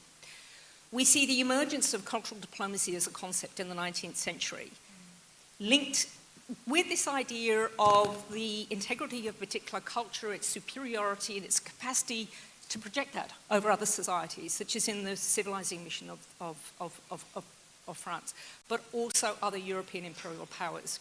We also see the emergence of the idea of nationalism, the nation state, where the nation state starts to be seen as defined by a particular homogeneous type of culture. Cultural diplomacy, though, also became a really important part of liberal internationalism in the 20th century.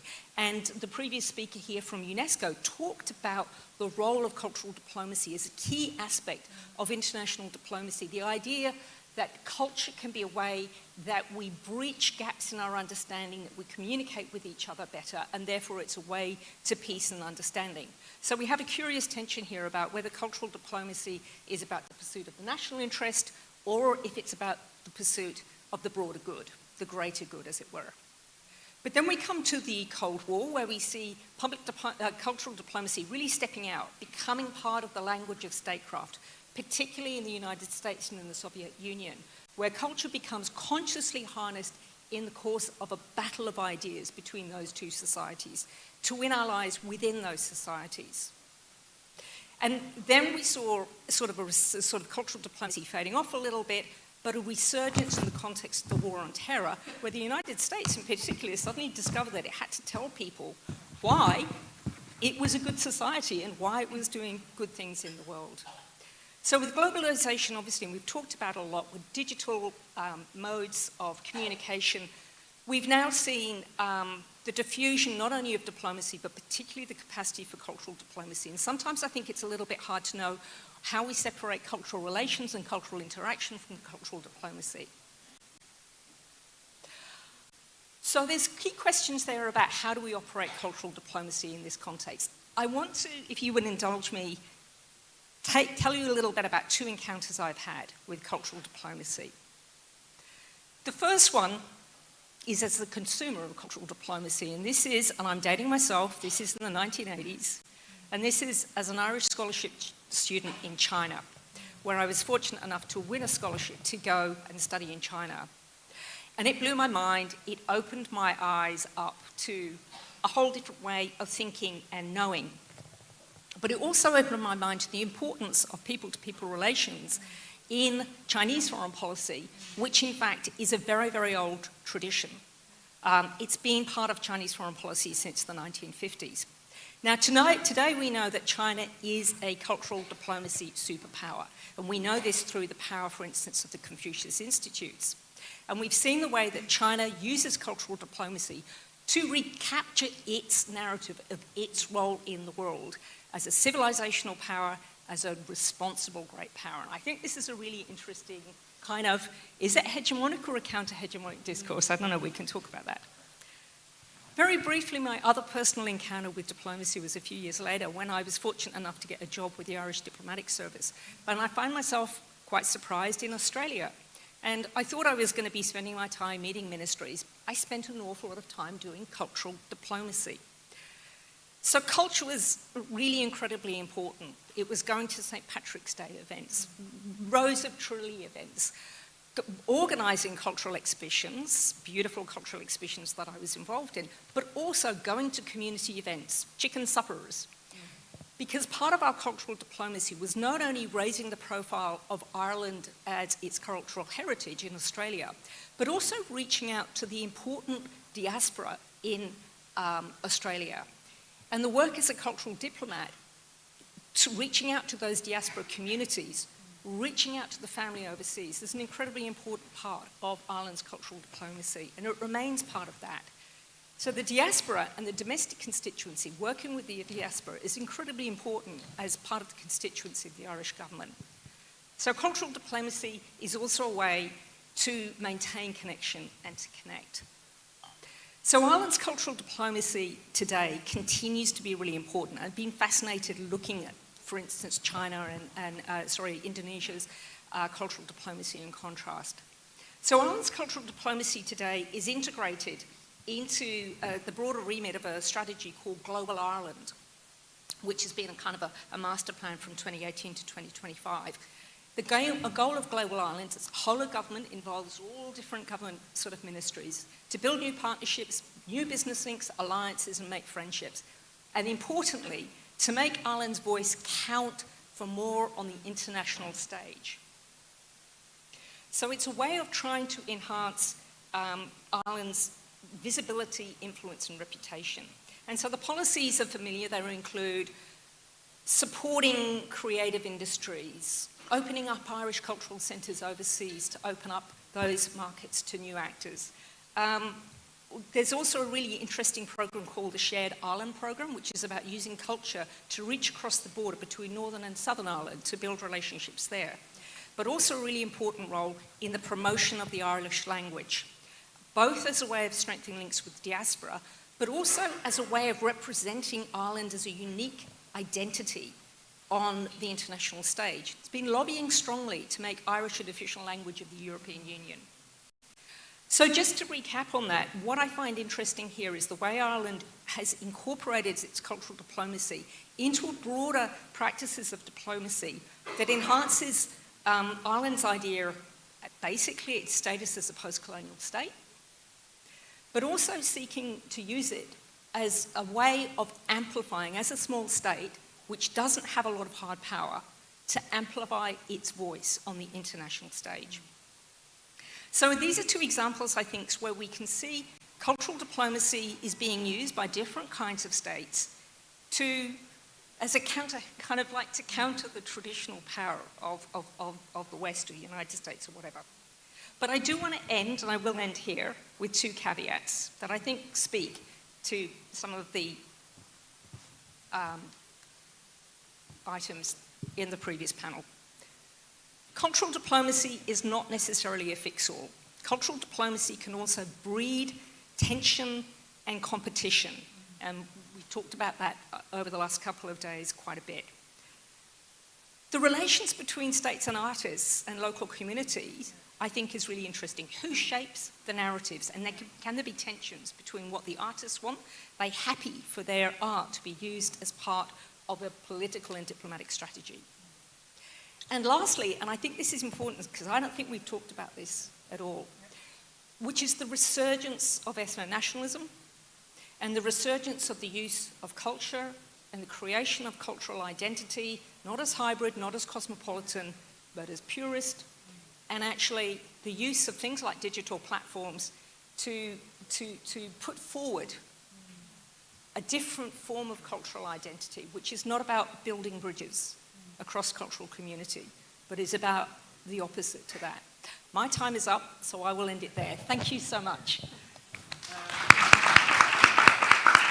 Thank you so much, Jacinta. I think, yeah, this past 2 days, we always talked about how cultural diplomacy can contribute to friendship among nations, mutual understanding, but Jacinta put a very important reminder to us. It is also, can, of course, become a source of tensions. So, yeah, it's a very interesting notes to consider, yeah. Thank you so much, Jacinta. So our next speaker will be Carmina.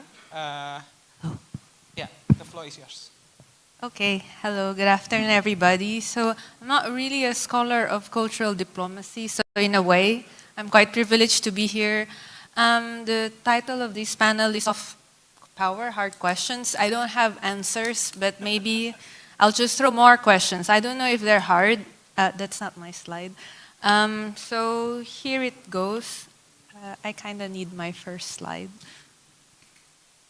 In any case, it's very difficult to talk in the last panel because a lot of wonderful presentations yesterday and today, and even with my co-panelists here, they already presented important points. So if I do some repetitions, pardon me. I'll just wait for the first slide.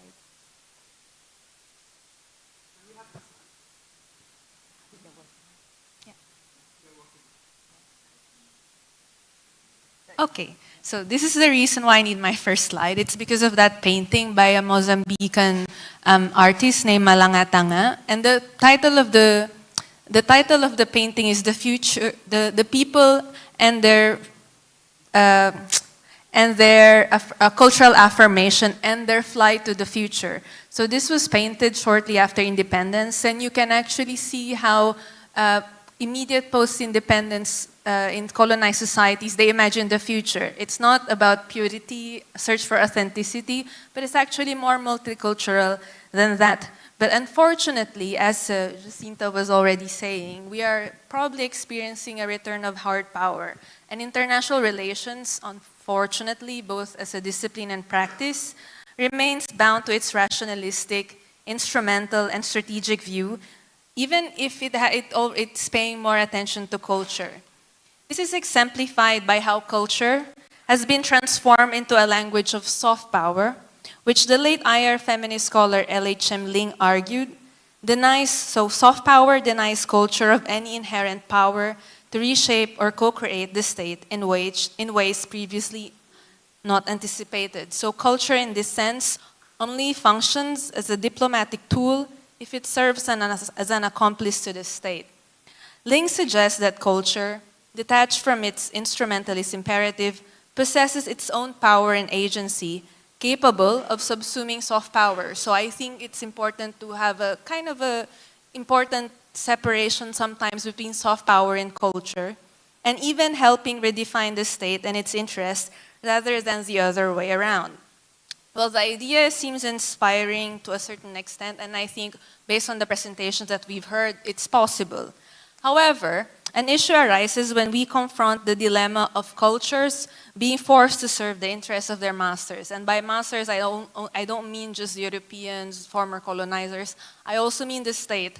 I also mean the industry. I also mean the tech bros, the tech bros that conspire, they all conspire to sustain what Hart and Negri called empire. And this dilemma, I think, is poignantly captured by a very, very wonderful documentary. I recommend you to watch it. It's called The Soundtrack to a Coup d'etat by Belgian filmmaker Johan Grimont-Press. It's very, very good, but I recommend you watch it with a nice sound system because it's the jazz that makes it wonderful. So this documentary was set in the early years of Republic of Congo's independence, and it tells the story of how the United States, through the CIA, deployed world-renowned jazz artist ambassadors. They call them jazz ambassadors, like Louis Armstrong, Nina Simone, and Duke Ellington, to perform for Africans. They were used as smoke screens to cover up the political meddling in Africa, particularly in the overthrow and assassination of Democratic Republic Congo's first democratically elected leader, Patrice Lumumba. So that's him.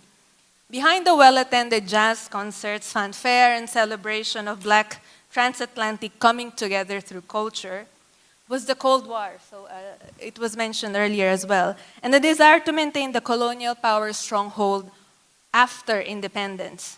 On the Congolese mining industry, where the United States previously obtained the uranium they used to build the atomic bomb that hit Nagasaki and Hiroshima, and also parts of the cell phones and laptops we're using today, the stuff there were still obtained from Congo.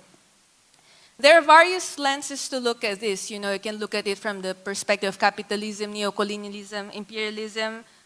But today, I kind of want to look at it from the prism of cultural diplomacy. And the dilemma for Black jazz artists is very important because it relates to the competition or the tension between domestic and international politics. So at home, they were fighting racial injustice, okay? This was in the 1960s, okay? But abroad, they were supposed to promote global intercultural relations between the US and former colonies. So the dilemma is this: what if culture, in this case jazz music, created as a form of protest and expression of identity at home, was co-opted to serve the opposite end abroad, okay? And this was during the Cold War, but I think, and this is not exclusive to the West, when I think about this dilemma, I think about the non-West as well. Case in point, Narendra Modi's yoga diplomacy. Yoga is different, and then you send it abroad, and India looks good and peaceful and all that, but it's not the case. In any case, for less powerful countries, the question remains, how can we maintain ownership? And by ownership, I don't mean like possessiveness or competitiveness, but ownership in terms of culture and protecting against the masters and its representation, so they do not betray the redemptive purpose of constructing communities and dismantling hierarchies. Or, to put differently, how can diplomacy be a means to represent identities, peoples, and societies to the world and to welcome otherness? So you shouldn't be shy to be another. It's about welcoming otherness as integral to world making without giving way to neocolonial interests or being subject to exotization, or worse, being sold as a bargaining chip with other countries. These are harsh questions, but soft power hard questions. And I think this question is important because it's an exercise of self-reflexivity on our part, where Europe or other external entities as a point of reference, whether it's positive or negative, recedes. So it's not just always about showing to the West or the world what we are, but it's also about reflecting of what we want to become. Okay. And personally, I'm also a product of cultural diplomacy, student exchange, scholarships, and so on and so forth. And I'm sometimes wary of being simply a native informant or a tokenistic representation from the quote-unquote global South. So there are, of course, many theoretical practices and practical answers to this question. So you have a lot of answers coming up already in the duration of this conference. And my contribution will be somewhat tangential. And I want to rethink the concept of culture, specifically learning from anti-colonial thinkers.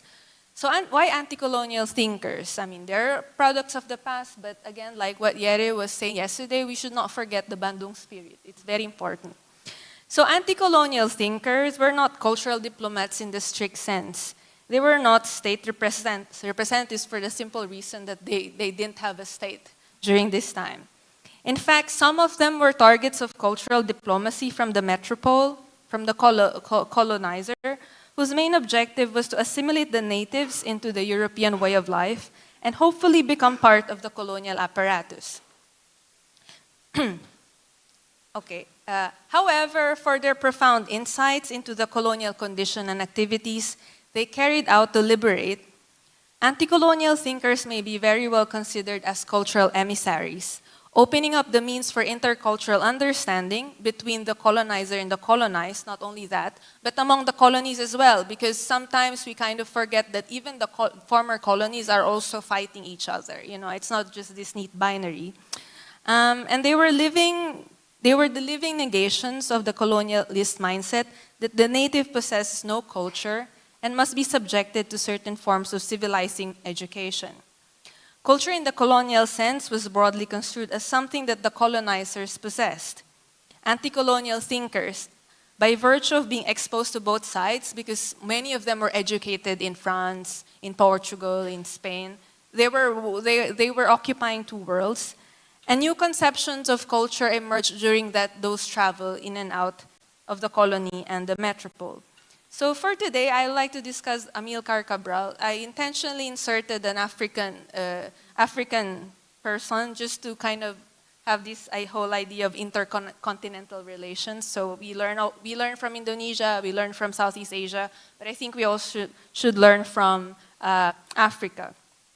So Amilcar Cabral was a Cabo Verdean anti-colonial intellectual who led the Iiccd. It's an independence movement against the Portuguese colonized metropole. He was a product of cultural diplomacy. He was able to study agronomy in Lisbon through the exchange program. And actually, at some point in his life, he also worked for the government as an agronomist. But later, he became one of the most prominent anti-colonial thinkers from Africa alongside Frantz Fanon, Leopold Senghor, and Aimé Césaire. This is his most famous picture, so people want to depict him as a militant, but actually he spent most of his time traveling, speaking to the United Nations. He spoke in the Tricontinental Conference, and he also spoke in universities in New York.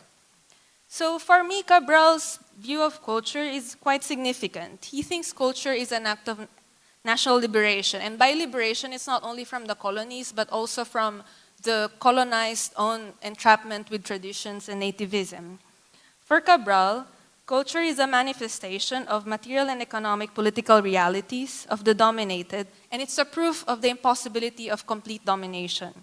It is simultaneously the fruit of people's history and a determinant of history by positive and negative influence it exerts on the evolution between man and his environment. So his view of culture is very dialectical. So culture cannot be separated from politics, it cannot be separated from economics. And I think this is very important. In addition, to successfully assert one's culture, one must pay attention to the importance of integrating cultural differences from within and simultaneously developing grassroots and national culture. So in other words, without one, the other would fail. You know, he was very tough. In fact, he was assassinated by his own fellow men. And I think this is why Piaget said the independence movement was exemplary, because they initiated local education. They kind of nourished grassroots culture first before they went out of doing cultural diplomacy. So in this case, in the case of Piaget, it was so successful that, you know, Swedish photographers and cameramen and eventually the Swedish government helped them with their education platforms. So it's kind of, the recognition they got was not the intention. It was an after effect of cultural cultivation, which is a very interesting story. I will now go briefly to Rizal. Yesterday we were talking about how books are quite eternal. They last long. And Jose Rizal is one of our prime cultural diplomats. So 130 years after his death, Rizal is still our cultural diplomat because anywhere you see Rizal, it's the Philippines, right? But another question that comes to my mind is whenever I see Rizal abroad, you know, in Madrid, he has a monument.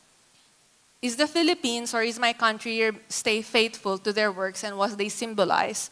Or like what the previous speaker yesterday, is it just, has Jose Rizal for us just became a national branding? And it's actually quite scary if you come to think of it. Again, going back to the question, the jazz becoming smoke screens for national interest, and maybe Jose Rizal too just becomes like, oh, Philippine independence. But what is our status now? So I think my point is that when we talk about cultural diplomacy, hard questions, we have to also talk about the domestic politics and how it relates to the international level. So what conditions are necessary to maintain ownership over one's culture? By ownership, again, I mean against the master. And I think we have to cultivate a strong and grounded cultural understanding within society, you know? And cultural diplomacy should be a reflection of local, political, and material realities rather than serve as smokescreen that hides them. I think that's what makes culture lose its meaning, when it just becomes a brand and then you forget what it's about. And consistency is about what we present abroad and what's going on at home. I mean, if you want to be taken seriously, for example, then it has to be consistent, right? And I think that's what the Amilcar Cabral tried to do. He was going to the UN talking about independence, but at the same time, he was also showing to the world that the Cabo Verdeans and the Guineans were capable of cultivating their own culture. So it's consistent. And I think one of the things that I want to present, and I used to study Okinawa, this picture is during the 1903 pavilion. Japan, yes, has been practicing cultural diplomacy, and this is what was done to Okinawa. Okinawa was showcased as the proof that in Japan you also have uncivilized. Taiwanese were also part of the exhibition. It's very interesting. But now Okinawa kind of transcended that. Like, no, we're not going to be presented as the indigenous side of Japan, but we have to promote the culture of peace through their politics of anti-military bases. Again, the consistency between culture and what's going on in the local. I would like to end my presentation with batik. This is a kind of, I just remembered yesterday because everybody was talking about batik. And I remember an anecdote. I was chatting over lunch with my colleagues back in Lisbon. And they were talking about a conference they attended in Dakar, and there was some sort of argument about batik.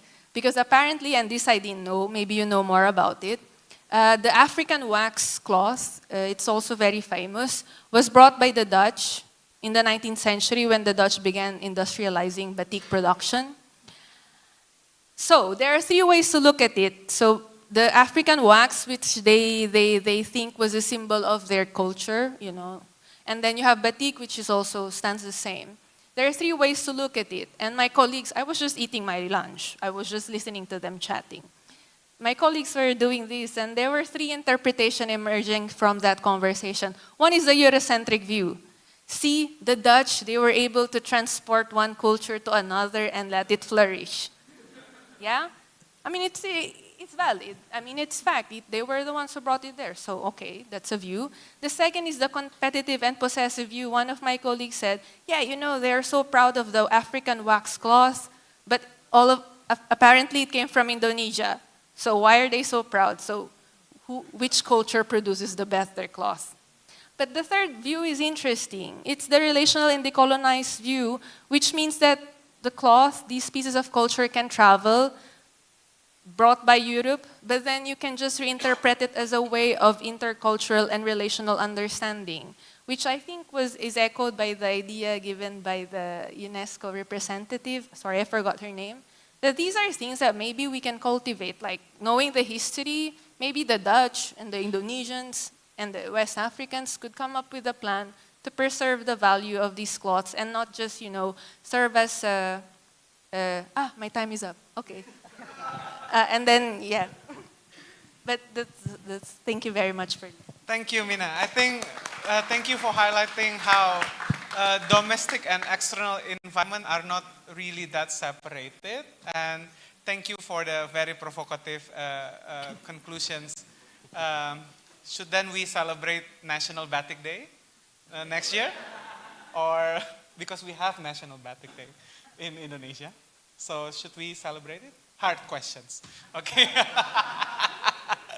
Okay. So the next speaker will be my dear friend and colleague Sukiato Kurniawan. Yeah, the floor is yours. Thank you, Jeremia. Hi, everyone. Good afternoon. It's really good to see you all here, and also honor and pleasure to meet all the speakers. My name is Sukiato Kurniawan, or usually people call me Suki. I'm a curator from Culture Lab Consultancy. Culture is a social enterprise with the mission to help building museums and exhibitions worldwide. So, like Carmina, I'm not a people of cultural diplomacy. I'm a geologist, and then turned into archaeologist, and then turned into curator. So I don't know what my life gonna drive me apart. So yeah. When talking about cultural diplomacy, we would like to proudly inform you that Culture Lab had taken part in the formations of this permanent exhibition in the UNESCO headquarters called Jalan Nusantara, or in English it's called Archipelago Street. It actually showcased 11 of many cultural gifts from Indonesia to UNESCO from after the World War II, I think, as a form of cultural diplomacy. Yeah, so as well as we also show like some objects like this, Garuda Wisnu Kencana, robot angklung, and then a painting of Kamasan, and then replica of ancient human skulls, and yeah, Samudra Raksa, Prambanan, Borobudur, and etc. So we also do like digital maps and inventories that offer an overview of the 66 UNESCO cultural and natural heritage sites in Indonesia. So, but for this talk, because our session is about rethinking cultural diplomacy, I would like to touch upon the theme, a sub-theme of counter-narrative and also the colonized alternative. So I will present two exhibitions that we organized. One just finished earlier this month, and the other one is still actually ongoing. So we will discuss how critical art and history exhibitions adopting the colonial perspective could function as tools for cultural diplomacy. So it's actually, we're talking about pain and uncomfortable questions actually. So yeah, the first one that I'm gonna discuss is the exhibition Beyond Unsettled Past at Erasmus House, which ended 2 weeks ago. Yeah, so this exhibition actually talks about the colonial legacy in Indonesia, which is, it's still very much live in the contemporary life today, or what Anibal Kiano said, the coloniality. Colonial legacies are sometimes unnoticed, even though they are actually like very close present and create sustainable problems in our contemporary Indonesia. So I usually call these legacies as the colonial ghosts or colonial shadows. And our aim of this exhibition is actually so that all of us, from any kind of background and age, and with different lived experience, we can understand the pain that the colonial system had done to us, to our society, and in a global relevance. And also to share our experience that might be influenced or framed by this system, and together we can spark or even formulate a way out of it. So these exhibitions involve 6 artists, as you can see on the slides. We have Elia Nurvista, who talks about the history of oil palm plantation brought here to Indonesia, to the Netherlands, East Indies, during the colonial time, and also their social, economic, cultural continuation until today. And we also have Budi Agung Kuswara, who talks about how women were exoticized and objectified through the colonial photograph, colonial archive, and also colonial male gaze, and how to critically counter them. Then we also have Maharani Mancanegara, who talks about who should be called as hero, and who gets to bestow someone the status of hero. So I'm going to pause there for some effect, because it really related to Indonesia. This is also revolves around superiority and inferiority complex in Indonesian society today. The next one is Alduin Pradipta and Dita Gambiro. Both are the artworks that converse to each other. They talk about the implication of racial and cultural segregations in the architectural elements and city planning.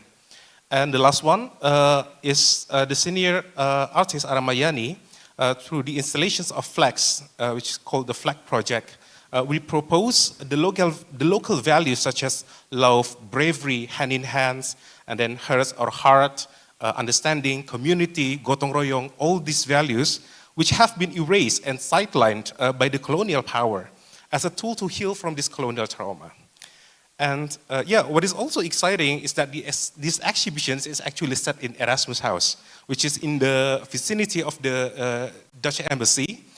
So Erasmus House is actually one of a kind Dutch cultural house in the world, outside the Netherlands, to promote the Dutch culture and its continuation. So the establishment of Erasmus House is also the product of the success of the cultural diplomacy in the 1970s, when Indonesia, under the new order, opened the gate for Western influences compared to the more selective and careful approach during the Sukarno's era. So doing a critical exhibition in this space, in the vicinity of the Dutch embassy, is actually like, yeah, could be seen as an element of today's cultural diplomacy as well. So in the exhibition, we actually facilitate the topics with educational programs like curatorial tours and artist talk, where people come and share about their stories, perspective, and also memories, sometimes very painful memories, to validate and discuss the experience of their own and the other participants. It's actually a true moment of reflection and dialogue. And we also, in this exhibition, we provide kids' zine and kids' labels and questions to stimulate conversation with themselves and their guardians about these issues. So, and as you can see on the right side, not only the kindergarten and primary school children loving doing the zine, but also 25-year-old kid, 45-year-old kid, and 65-year-old kids also do that. Yeah. So on the survey that we conducted, we received immersive responses, and most of them praised that it was really eye-opening, insightful, and also fun. And we also received a lot of responses that said that the exhibition resonated with the personal and family experiences, and surprised to learn that they have roots in deep history and not necessarily a new thing. So some link the theme with their experiences, such as growing up in the rubber or oil palm plantation, some in the Chinatown, which had become the target of violence in 1998. Some also share the experience as women under the pressure of patriarchy. So these topics actually are very close to them and everyone, and not only for the younger generations, but also for the older generations. So in conclusion, the responses, especially from the young generation, show that they see history and art as becoming essential to see to how they see themselves today. History is not something in the past, but something relevant and alive. And the combination of art, history, and also the space have allowed them to reflect, to question, and to connect this narrative to their own life and the others, to the formation of their identity and belonging, which I argue become significant as the unit of cultural relations and diplomacy. So, but we will get back to the reflections about cultural diplomacy at the end of my presentation. The next exhibition that's still running today is the exhibition at Museum Pusaka Nias, which actually has been also mentioned yesterday by Prof. Irmawati, the repatriations of Nias collections. But this one, this exhibition especially talks about the Nias plaster cast. So it's entitled Melihat di Balik Wajah Ononiha, or Looking Behind the Faces of the People of Nias. This exhibition is based on the result of research initiated by the Pressing Matter in the Netherlands. And the team consists of Dr. Sadia Boonstra from Vrije Universiteit Amsterdam, and also the director and founder of Culture Lab. And also Letitia Lai from Vrije Universiteit Amsterdam, and Dr. Gert-Jan Ples from Utrecht University. In collaborations also with Universitas Nias Raya, or Uniraya, and University Museum Utrecht, and while the exhibition is organized by Culture Lab. So this research touches the subject of finding the future of museum objects or museum collection. For example, one of the options is for repatriations, or if it sounds too male-centric, we can also call it repatriation, or more neutral, we can call it return. Yeah. So yeah. And also the cross-cultural collaborations that it produced, which is a forum of cultural relations and diplomacy as well. And also, yeah, to formulate the best future of these objects. So before I go to the next slides, I want to warn you that some pictures in these slides might be a bit uncomfortable, because we'll be talking about the faces that has been casted, so it looks like a mess, and when they display it, it looks like beheaded heads. So if you're feeling unease, please do anything that will make you comfortable. So, yeah, this is the team. The left one, as you can see, is the team from the Pressing Matter, and also some from Uniraya. On the right is primarily from Pressing Matter, and also from Museum Pusaka Nias. Yeah, in fact, at this moment that we are speaking, Sadia, the director, is actually in Nias, still continuing the research on this exhibition. So yeah, so I'm sorry.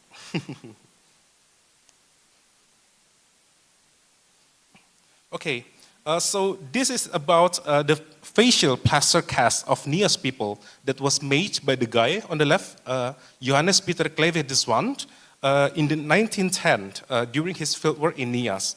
So this happened during the peak period of racial studies, and they were displayed. They were displayed in Rijksmuseum, but since then had been returned to Utrecht University Museum, because there is so many responses that saw this as very frightening, and also is it still ethical to present the face, the body parts of the ancestors?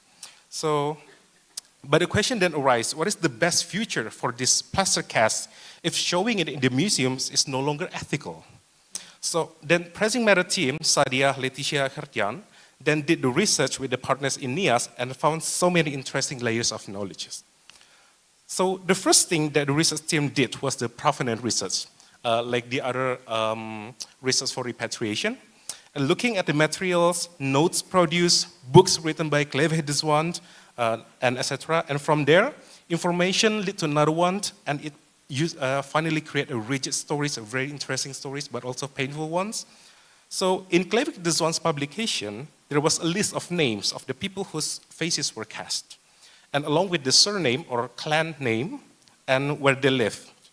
And together with the Museum Pusaka Nias, they were trying to understand the names of the people that has been listed here in this table, and also to update it with the contemporary spelling. And that's when they found some interesting information. As you can see, for example, this number 40, the name of the person is written in the book as Gyodo, and he's come from the family of Baiha, from the village of Afulu.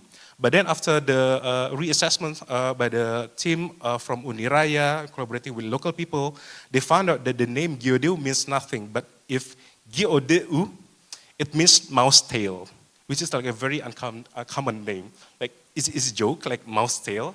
So actually we see it maybe as an act of resistance from the people who's being cast, yeah. Because at the time, many times they were forced to do the casting under pressure. Yeah, maybe they were afraid that the real name will be registered somehow, and later they will be kidnapped and sold as a slave. Because at the time it's still pretty much happening. So it's a good example of doing like a detailed research and also collaborating with the local people who has the knowledge to do it. And also there are some photographs taken by Divesand. And after thorough, careful examination, they can like connect 4 of the plaster casts with the photos. And if you look at the people on the lower left, Lucy who show uncomfortable or even like painful expressions compared to the people number 1, sorry, Hono Hono and also Waoma. Yeah, and also if you see Yalawangi on the right corner, he also like show very discomfortable. Yeah, and you all can see that the hair, they were short. Yeah, very short, like freshly cut. Why is it like this? It is because the process of plaster making is not comfortable at all.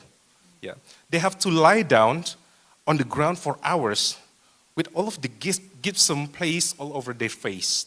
And in the case of the Divesand, he did not make a hole on the nose for breathing.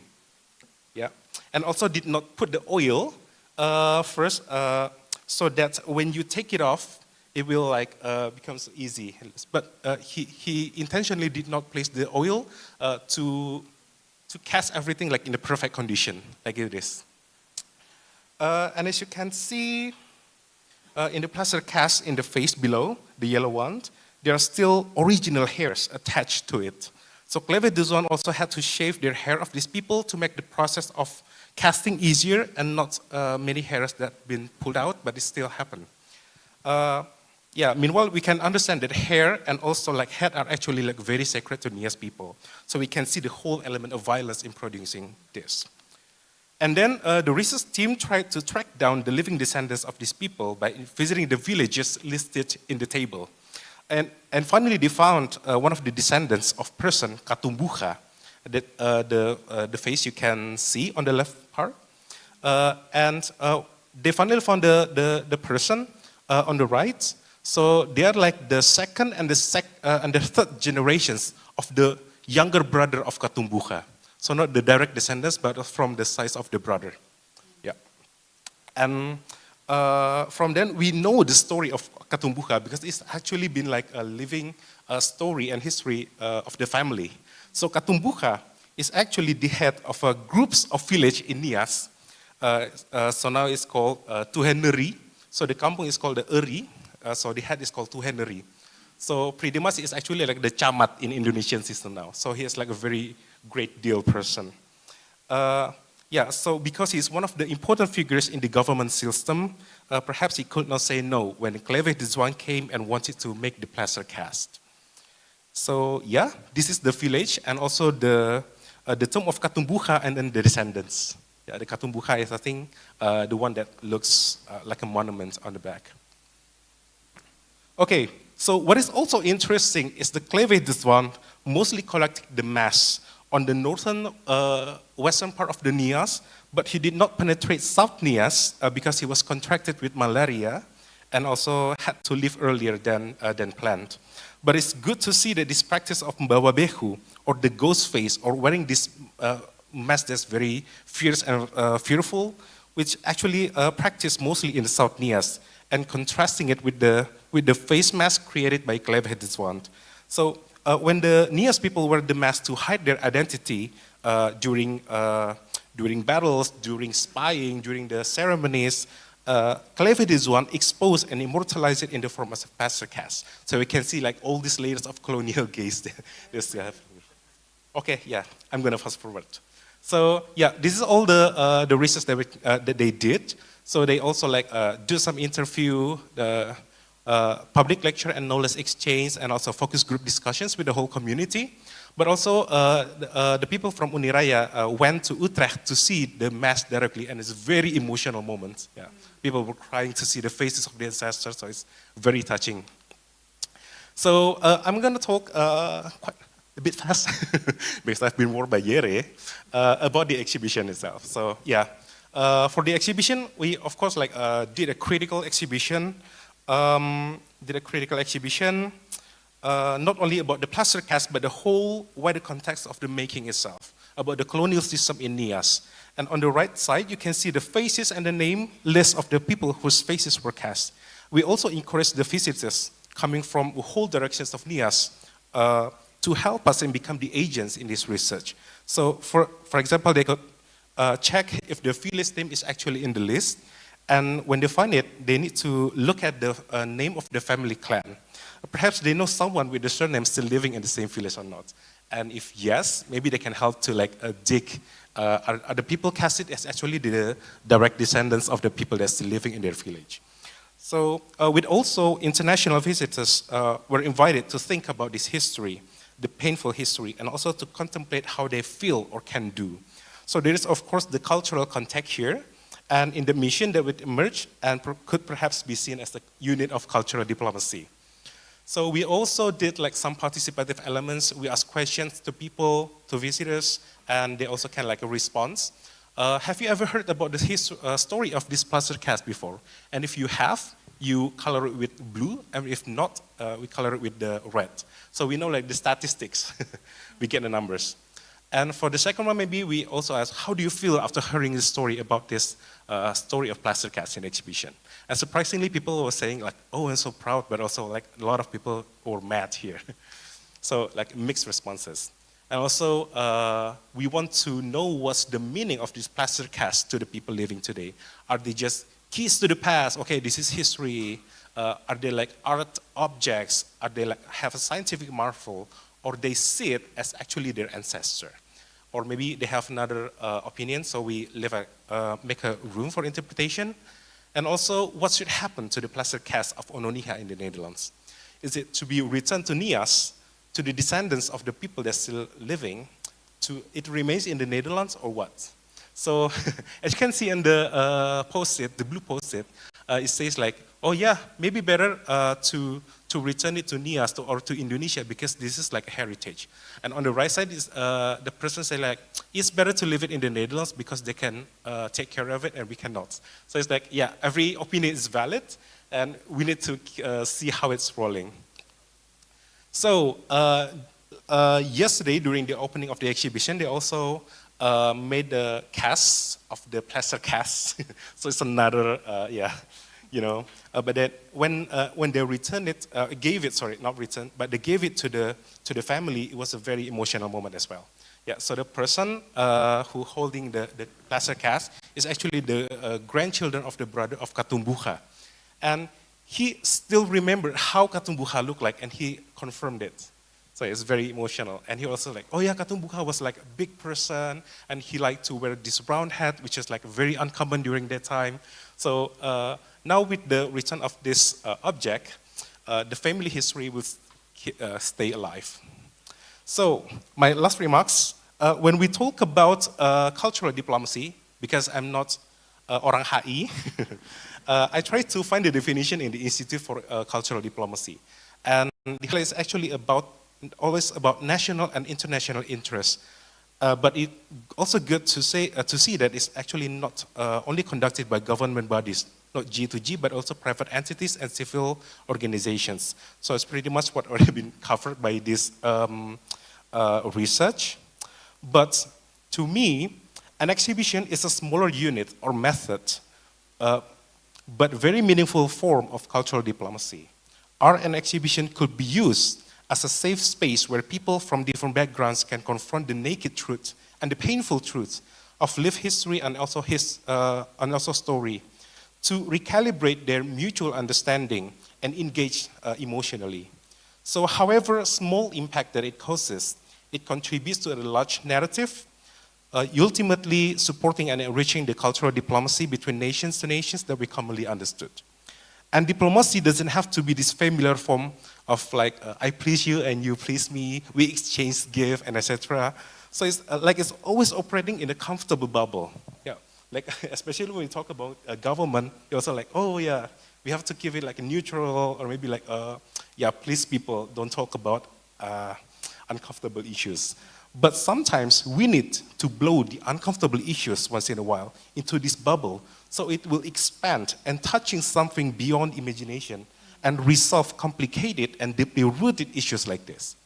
Yeah, so from the exhibition of Beyond Answer the Past, I can understand that with the colonial lens, it invites encounter between identities, nationalities, and cultures, and being more critical about power imbalances, exchange of perceptions and memories, and even act as the moment for trauma dumping. So we can heal together, okay? And also for the NIAS research, I think it's important to note that repatriations or rematriation or return of cultural objects as a form of cultural diplomacy does not always occur between governments. It's not always G2G. It can also emerge through exchange between communities. And this project serves as a model of a thoughtful, holistic approach to repatriation research.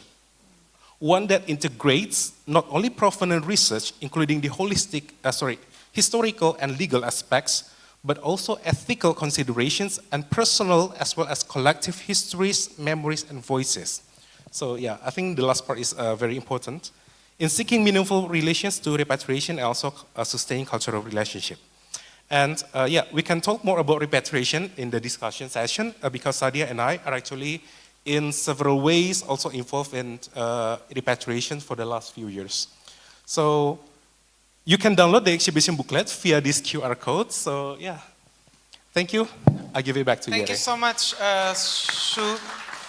Suko, for highlighting how cultural diplomacy so acknowledge different voices and be brave to discuss uncomfortable facts of our histories, of our past. So our next speaker will be Anissa Gultom. She's joining us from UAE online. Okay, you are there. Hi, yeah, Anissa. I'm here. Assalamualaikum warahmatullahi wabarakatuh. Good afternoon. Yeah, thank you for joining us today. And I gather you also wear black, similar to us on the panel.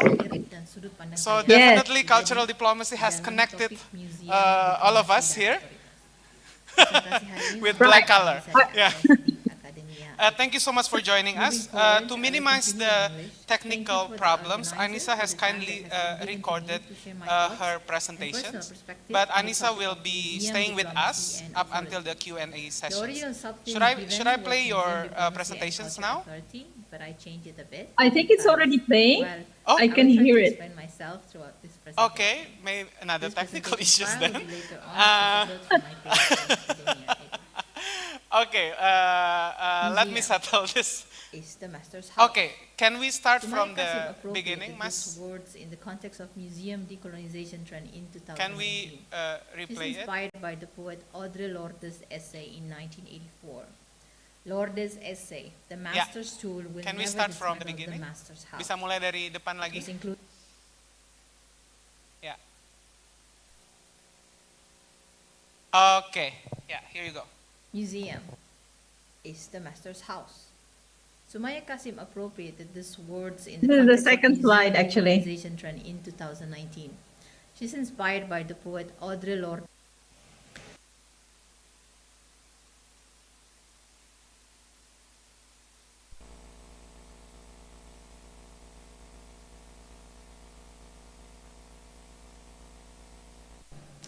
Assalamualaikum warahmatullahi wabarakatuh. Good afternoon, selamat sore hadirin semuanya. Terima kasih kepada panitia atas kesempatan yang diberikan kepada saya untuk berbagi buah fikir dan sudut pandang saya pribadi di dalam topik museum, diplomasi, dan otoritas. Presentasi hari ini nantinya akan bisa diakses di Akademia Edu. Moving forward, I will continue in English. Thank you for the organizer for the time that has been given to me to share my thoughts and personal perspective in the topic of museum, diplomacy, and authority. The original sub-theme given was Museum Diplomacy and Culture Authority, but I changed it a bit because, well, I will try to explain myself throughout this presentation. This presentation file will be later on accessible through my page in Academia Edu.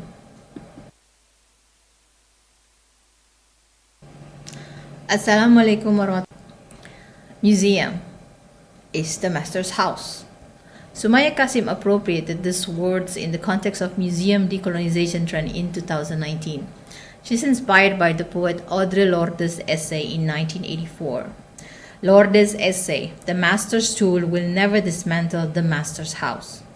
It was included in her 1984 collection, Sister Outsider. The essay argues that systemic change requires different approaches than those used to create the existing oppressive structures. Sumaya included this statement in her essay, "The Museum is the Master's House," an open letter to Tristram Hunt, director of the Vienna Museum, London. Sumaya defines the museum as repetitious placeholders presented to us as the smooth, untroubled waters of an objective reality. The texture of colonial violence is often smooth, bureaucratic, and impartial. The museum that we, post-colonial countries, understand is something formed by colonialism. The institution that was originally to inspire morphed into something to conspire, covering the ugly truth under the colonial fantasy of exotic paradise. The colonial exposition in Europe still continued until today, taking form in different names, such as World Expo or diplomatic missions. This is the softening of the colonial violence that Sumaya mentioned. Ironically, as I remember in my younger years, to be part of these missions abroad is something that we all competed to be in.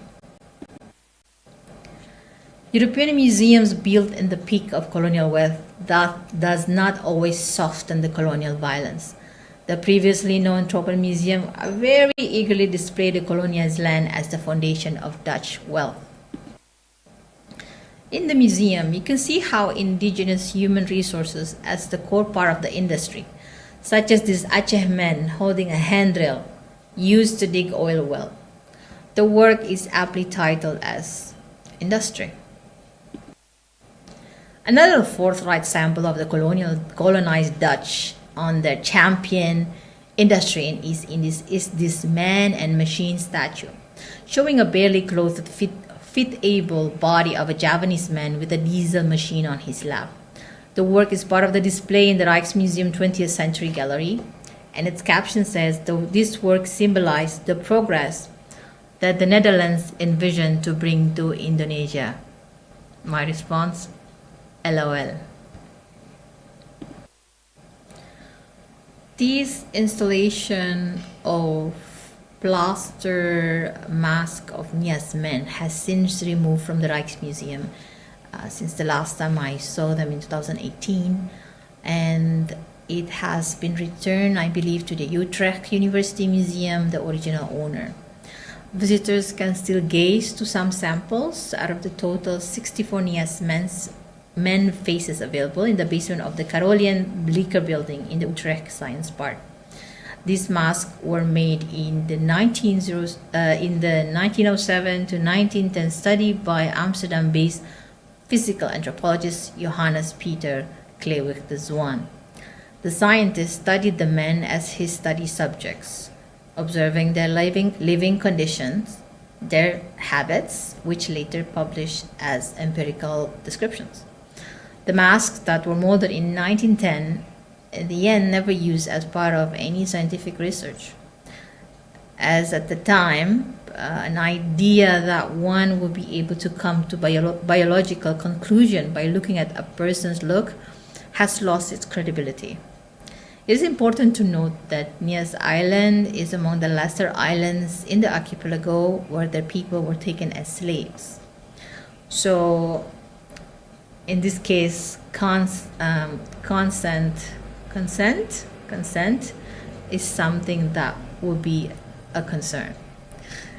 The university worked with the Pusaka Nias Museum and able to trace the names of these men and the villages where they live.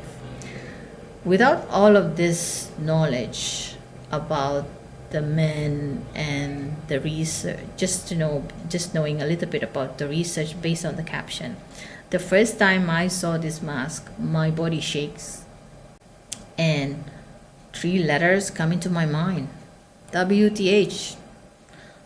Why? How? I mean, the caption available, it was not helpful. It's not really explaining how can you make something like this. And at the time, I was visiting the museum as part of the Dutch culture program that organized a dialogue between cultural professionals coming from post-colonial states, joined by one colonial history professor from the UK. I asked the group, a little bit holding my tears, how is this normal? Was this normal back then? Colonization did not only exploited the natural resources, but they also robbed these men's consent and taken away their visual identity as tokens. Wouldn't this be grinding your gear? The installation was located on a space-dividing wall, not so big, and so I see often people just went through it. They didn't really realize it's there. It was in the middle of that floor of the 20th Century Gallery, and next to it is this short duration video showing an Indonesian man wearing a black kopia, a national, we call it kopia, a national headdress popularized during Sukarno's time. The kopia man demonstrates a Merdeka greetings. Merdeka, it means freedom. This greeting was popular when the Nusantara archipelagos was struggling for their independence from the Dutch, especially towards the second half of the 1950s. Well, that's tense, isn't it? But we're not done yet. In my visit to the Rijksmuseum's 19th century galleries back in 2018, I witnessed the museum diplomacy as it has been designed by the colonial entities. Here showing the great Javanese, local kings in their chosen royal attire, including one who has adopted the European style of military adorned jacket. It is interesting to see that they placed the little people in a local market miniature right in front of the large-scale profile. And not too far from that, this wall displays a selection of items that in the beginning does not show any clear connection. After observing for some time, I guess I made ideas of the wall's theme. It looks like a wall of fame for the Dutch side and the wall of defeat for the indigenous of East Indies. Wall of loot can also be appropriate for this. Let's have a look of what's on there. So a Dayak war shield, that's number 1, taken from the Aceh War, which was considered as one of the strongest resistance at the time from the Dutch point of view, and considered by the Indonesian as one of the last strongholds against the colonial government. And in the center is the infamous Dutch version of the capture of Prince Diponegoro, a historical figure chosen as one of the national hero in the context of anti-colonial struggle for freedom. And then next to it, and number 3 is a much smaller painting portraying a wounded African Khmer soldier. These African Khmer soldiers were among many that was sent to Aceh War. And last but not least, the Banjarmasin Sultanate's diamond. The painting of the prince had a slight difference of translation in the caption. in the original Dutch version, underworping, I hope I said it correctly, means surrender, was being used, giving the connotation of being passive, giving up, defeated. While in the New English version, the word chosen is arrest. He is arrested, signaling the active connotation of struggle and resistance. So far, I have shown you what is still commonly found as a form of museum diplomacy, inherited from the colonial entities, can be found in the colonizer, previously colonized, or currently being occupied regions. A few points can be used to identify this phenomenon. Paradise is always the blanket theme. It's a propaganda on the top of the misery of the exotic, or the less fortunate majority of the population. And there's always a lot of blood. No small scales, never small scales. The bigger the mortality, the larger ROI. Then there's always the local hero, which called as rebels, thugs, pirates. And often found, there's always a British attack somewhere. But in the past years, some large museums made some changes, including the Rijksmuseum. Oh, mashallah. This is a screen capture from a series episode produced in 2020. The title was Struggle for Freedom, an overview of collaborative curatorial study on the story of Prince Diponegoro and how it inspired Indonesia's struggle for freedom. You can see how the shield and the soldiers are absent from the wall. The significant change happened when the growing movement of indigenous groups claiming back their treasure, and the switch of perspective in European museum is going towards the same way, while the popular art is now sounding the same message. 2018 Black Panther by Marvel Studio and the 2020 The British Museum by Dan Hicks are two among highly favored productions from that time. When we were globally quarantined, Black Matters Live movement went global and colonizer statues thrown into the river. Popular culture really made the reach into the scope of museum as the authority to promote dominant power, to claim back the power of the marginalized, the colored, the occupied, the oppressed. This is where I will start to show you how the GCC's culture scene is playing the game and they are winning. I think the new Europe will be in the Middle East. A strong vision by Mohammed bin Salman, Saudi Crown Prince, in a panel talk in the Future Investment Initiative Forum, Riyadh, October 24 in 2018. He continued, and the next global renaissance in 30 years will be in the Middle East. Inshallah, God willing. This is Saudi's war, my personal war. Sultan Saud Al-Qasimi, a UAE scholar based in Sharjah, UAE, proposed a key argument in his 2024 essay that the Gulf can replicate the US trajectory from cultural periphery to global center by investing strategically in museums, diverse art collection, and cultural diplomacy. Such transformation will constitute a Gulf cultural century, mirroring America's American century. Dr. Khawla Al-Mari, a Qatar-based Emirati cultural researcher and writer, proposed an argument that in the GCC, museums have transformed from entertainment venues into a learning institution that build cultural literacy and community engagement. They promote cultural diversity through art education, family programs, etc., etc., etc. Should further elaborate how GCC museums are tools of cultural diplomacy, part of the Gulf ambition to redefine itself as a global cultural hub. Museum culture art boom in the GCC in the past decade has been something that shows determination of this vision that guided the GCC development. Last week, the International Committee of Museums held the first conference on museums in the Middle East region. While around the same time, the North African part of the Arab world gracefully introduced the Grand Egyptian Museum, something that has been referred to as the Fourth Great Pyramid in Giza. The opening ceremony demonstrates today's implementation of museum diplomacy and cultural authority. As the region is still burning, literally next door of Egypt, on its border, the main message repeatedly throughout the ceremony is the message of peace, peace, peace, by the president, by the performance, by the flying drone slideshow. The ceremony also emphasized the words of the largest museum that was built specifically dedicated for a single civilization. A bit of a dig to museums that still kept stolen artifacts, and also a strong statement of claiming back their culture. The group photo of state leaders, royal members, were part of the major rundown of the ceremony, with interesting placement of the UAE's crown prince right behind the Egyptian president, while the Palestinian queen from Jordan is in the front row next to the Egyptian first lady. Royals from other countries also attended and praised as a pride representative in the global stage. It was a very, very big deal. Well, the public made conscious effort to free that schedule that day, go to the public streaming venues in big cities in Egypt, watch through TikTok or other online platform. The population in my household is 40% Egyptian, so we also made the day special. It was an Egyptian pride. It was a Middle East pride.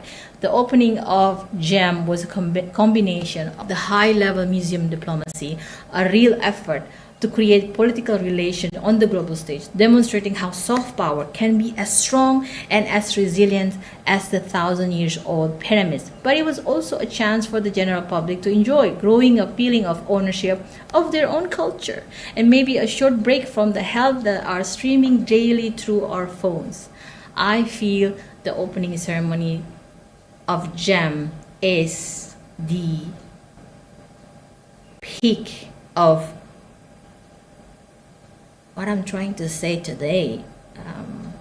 Museum, diplomacy, authority. Yeah, okay. The upper level, high elites, do whatever you want. But the public, give us a good show. And that's it. Thank you.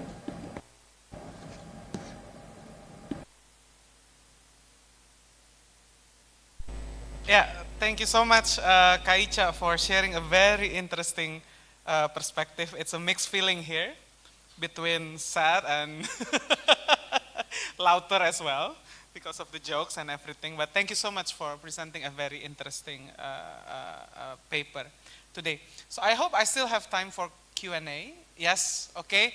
Can I collect maximum 3 questions, 1 or 2 questions? Please don't be too tired to raise questions. Yes, please. Another, maybe another from the participants? Okay, can someone, yes. Can I have the face of the 4th presenter at the screen, because I wanna her to be involved as well in this room. Yeah, thank you. Yeah, Mbak, please. Firstly, thank you for the opportunity. I would like to introduce myself first. My name is Aaron, and thank you for all the great insights from the panel of speakers. I think there was mentioned before and from the previous panels about cultural diplomacy only becomes a brand, and a brand. And the problem is, do we still continually do it? Like actually preserving the culture. And since I've done research regarding the Baduy community using their indigenous knowledge as a soft power and nation branding towards sustainability. However, speaking about our country, Indonesia still have this critical gap between using the indigenous community as a nation brand while the indigenous community itself still underrepresented in the country. There was actually one case about one kid from the Baduy community. He was selling honey in Jakarta, and then he got hit by a car, and the hospital cannot handle him because he doesn't have a national identity. And as a result, he was transferred to a couple of hospitals to get handled. So why do we use these indigenous communities as a brand when the country itself haven't treated them fairly? And I think this correlates to the topic of our plenary session today, that is soft power, hard questions. So I'm wondering the perspectives from the speakers today. Thank you. Thank you so much. Another very hard questions from the participants. So I invite all the speakers to share their views on these important questions. Please, anyone want to start? Because it is hard. Or, yeah, please. Soft power, hard questions, no answers. but just kidding. Well, you really need time to think and contemplate about that. But yeah, of course, we can also share like perspective. One of the points that you said about the underrepresentations of indigenous community in culture, but also it's very difficult. Oh yeah, okay. So yeah, I think the panel, not the panel, the plenary session yesterday mentioned that, who should be speaking? We should not. How do you say that? Who should be speaking, representing the indigenous community, actually, something like that. Maybe I will take the discussions from that point. Because if the indigenous community, it's actually really them who decide about this actually, and I cannot really say a lot of about that, but can I answer in bahasa Indonesia aja maybe, Jerry, and you can have to translate maybe. Ya, jadi kalau kita ngomongin tentang representasi, sebenarnya kayak representasi itu bagus atau enggak sih dari sana? Ya. Ada kelompok-kelompok yang merasa bahwa representasi itu memang, oh ya bagus, karena di sana at least ada suara yang terwakilkan gitu. Tapi at some point, representasi itu juga membuat sebuah overgeneralization gitu. Dan tidak semua pengalaman hidup orang-orang yang ada di komunitas itu tidak terwakili. Jadi itu sebenarnya ada sebuah masalah di representasi itu. Tapi kadang kita memakai representasi itu kadang juga di dalam branding seperti tadi ya. Dalam branding memang itu kalau saya bilang menyalahi etika mungkin iya juga, tapi kayak lagi-lagi siapa sih yang bisa ngomong, seharusnya ngomong untuk mereka ya adalah dari komunitasnya gitu. I still need time, I think, to ponder about this, so I think I'm gonna share the mic with you first. Please just jump in if you have another views. Actually, this is not a topic of cultural diplomacy, but I think a key word that has been jumping in my head is internal colonialism. We like to talk about external colonialism, but I think internal colonialism also deserves some attention. And also why branding? I mean, we live in a hyper-capitalist world. Anything that sells will sell. Yeah. And it's difficult to escape. It's part of reality, but we have to resist it. And just last point, going back to Amilcar Cabral, one of the things he said is that it's in the context of Africa. We like to talk about being African. We're African. We have to kind of preserve our culture. But what did he say after that? But before we are Africans, we have to remember we're humans first. So I think we talk a lot about national identity, but then we forget before national identity, we're humans. So we have to be addressing all these ugly issues first before we can actually really talk about how beautiful cultural diplomacy is. Yeah, I just want to briefly say you're absolutely right. And it's curious that we sort of had the creation of national identities, sometimes with imperial identities that had assimilationist ideologies, that you eliminated the local cultures because they were somehow seen as sort of inferior or some sort of form of exotic. But now we want to embrace the tokens of those cultures to demonstrate our multiculturalism. But are we actually thinking about how the power structures within our societies are actually giving those people voices? Are we respecting those? And that is the hard question. It's an absolutely accurate question. I think it's a question that I've been thinking about expropriation and tokenism. And so yes, I will just say that. Yeah, thank you. Kak Iiccd, do you want to say something on this, please? That's actually a very interesting question, and I'm really happy it's coming from the younger generation. And Carmina, I think, yeah, correct name. You are really right on the money. Internal colonialism, I'm in Indonesia, is the study case that Ben Anderson wrote on his chapter 10, you know. the recipe to build an imagined community is to have a map, to have a census, and to have a museum. So that's why the Indonesian museums are, until sort of today, following this kind of general guideline that doesn't really able to accommodate the whole 400 something sub-ethnic, I could be wrong, okay, maybe 17,000, on those 17 islands, they all have their own local identities. And if the ministry wants to kind of just slowly to kind of create a bridge with this, you know, we have the diversity and unity, maybe they can start repatriate internally, because we do have masterpieces such as the Yupa inscription, which is the oldest inscription ever found in the archipelago, but it's originally from East Borneo. So why not have that, you know, the original form of the objects in West Borneo? And I think there is a session mentioned about how repatriating the objects are also kind of, you know, returning the object, also returning the sense of belonging, the sense of pride and self-respect on the identity. So maybe having the Yupa return to East Kalimantan is not a good idea. It's not a bad idea. Sorry, my government's voice is talking over me. So it could be an interesting idea to kind of start it would be a very long conversation of how we can actually accommodate the whole multicultural that is, you know, it's tremendous. And I'm saying this because based on, let's say the Maori tribe in New Zealand, they are very privileged in terms of the whole state create a bicultural policy for the whole country. So you have the Maori language side by side with the English language. You have the colonial history side by side by the Maori tradition and identity as part of the national identity.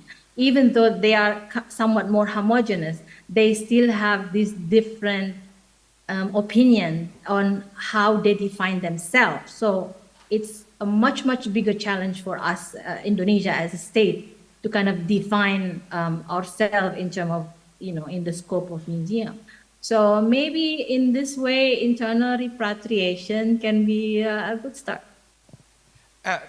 Thank you. I think if we remember from our opening sessions, I think one of the keynote speaker emphasized the importance of community involvement in designing the whole, whatever we define cultural diplomacy. And I think these sessions re-emphasize that thing.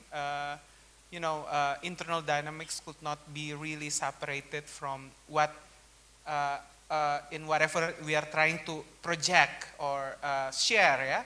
I want to use the word share rather than project. Share to the external environment, yeah. And thank you for the questions. It's a brave questions. Yes, yes, please, Shu. Okay, yeah, because I'm actually like finding a word to describe that. It kept me like, so it's actually about exotizations in a way, right? Exotization. Oh yeah, this is indigenous culture that's still like very much pure in our society, and we can use it as a tool for cultural diplomacy. So that's actually one of the things that the colonial power also did with Bali, for example. And until now, like last month we have a discussions, artist talk with for the exhibition of Beyond Unsettled Past, and they also thought how Bali was like developed into this kind of branding. Bali is a brand, something like that. So yeah, but going to the questions about that again, so it's actually not so much about the representation, but the presentation. So it's actually like, it's up to the community again. Yeah, if we want to like promote something, yeah, promotion is good because there's actually a way of contact, of understanding between the cultures, between people, right? But it should not happen like in a very top-down approach. Yeah, it's actually like two-way. We should like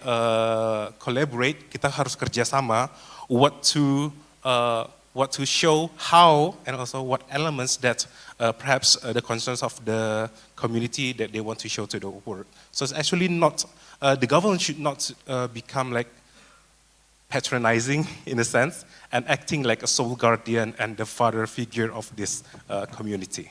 So that actually like my points. Thank you. Thank you so much. Unfortunately, the time is up, but I'm very much sure that a lot of notes from all the presenters can be part of our reflections after return to our own home or schools or whatever. And I think it is very, very important to, these sessions provide us with a very important space to rethink about cultural diplomacy. But I hope it is not something that prevent us from keep, trying to redefine, rethink and everything, and then start whatever efforts we can do with collaborations. I think we can close our sessions there. Kak Ica, are you still there? I'm still here. Okay, thank you so much for joining us from UAE. Good luck and success to you as well there. Thank you so much for joining us. Thank you so much for all the participants for joining our last sessions today. Thank you. Thank you so much to our speakers and moderator for a very insightful session. We invite all of you to stand on the center of the stage for a picture together.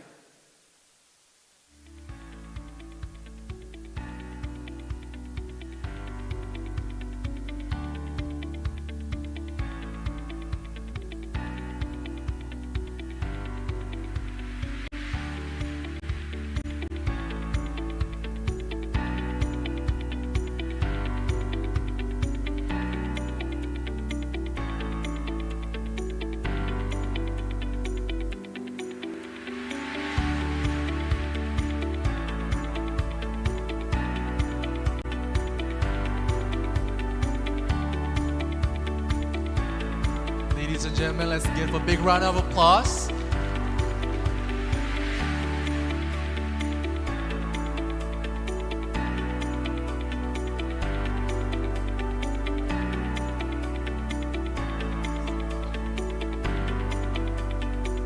Ladies and gentlemen, there has been the plenary session 5, soft power, hard questions, rethinking cultural diplomacy.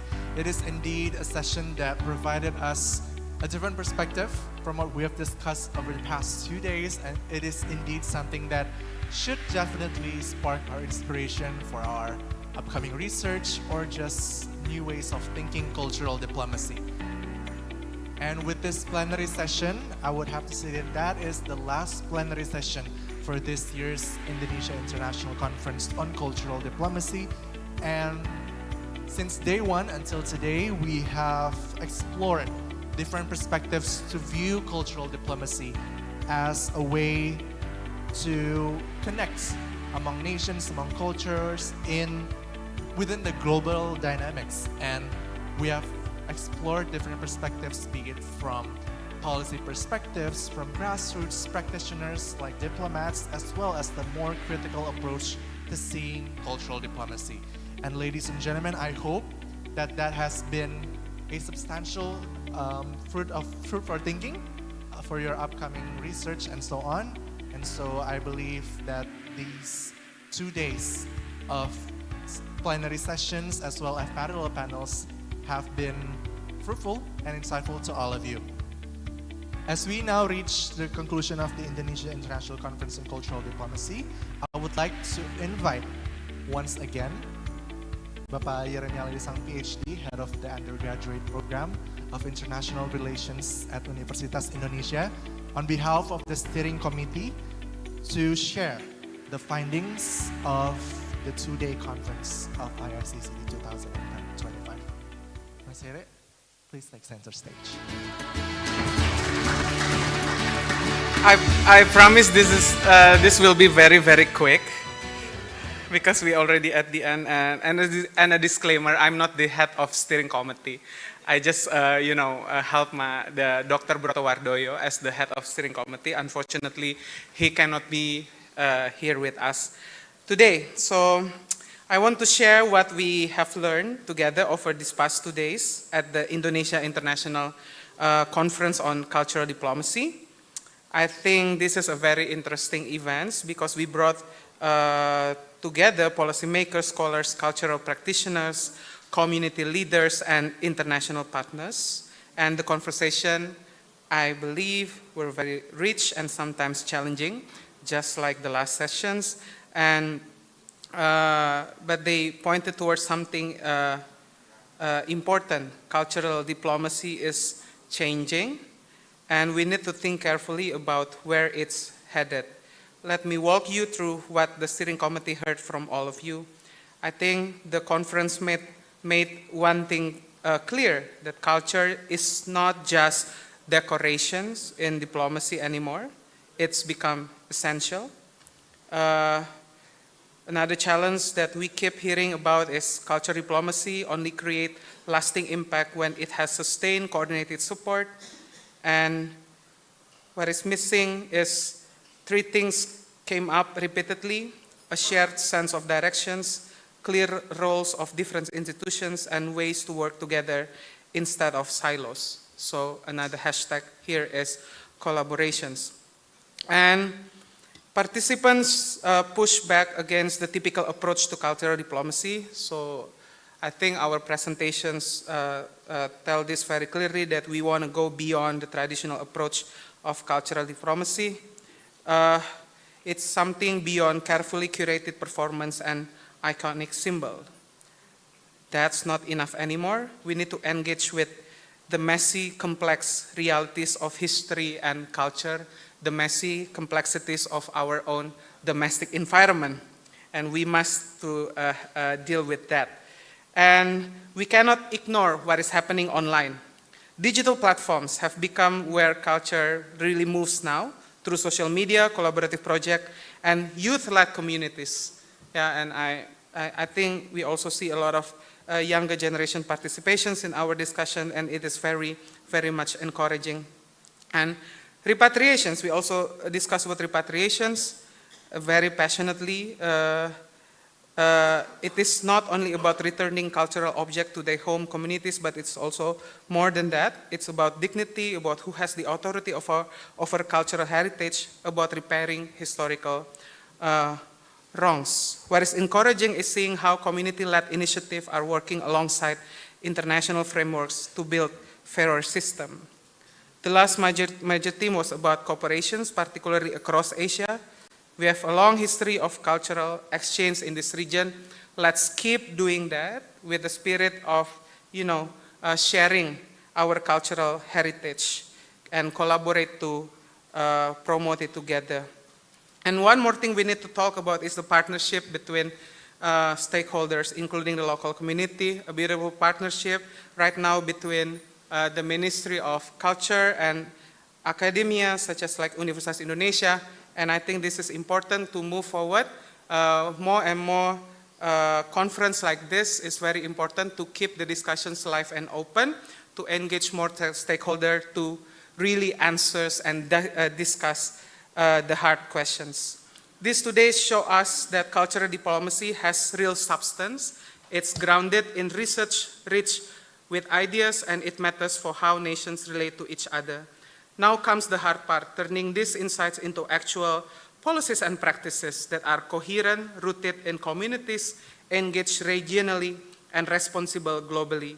We need to let mutual learning, reciprocity, and solidarity guide us, not just competitive advantage. And on the final note, I want to thank all the student volunteers, the committee, who has helped us a lot to arrange this conference, staff from the ministries, our amazing IT, digital supports and everything. Thank you for making everything possible for this 2 days. Please join me, give them a round of applause. Thank you so much. And another thing is, thank you so much for all the participants, fantastic speaker, fascinating presentations. I hope this is not the first and the last of Indonesia International Cultural Diplomacy Conference, but hopefully there will be next events for us to again discuss the hard questions. Thank you so much.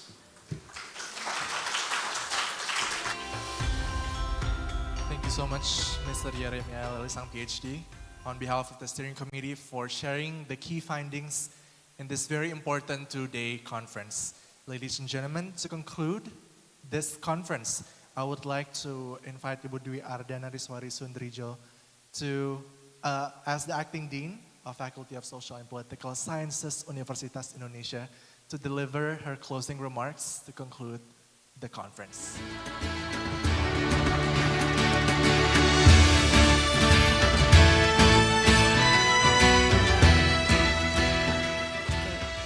Good afternoon, everyone.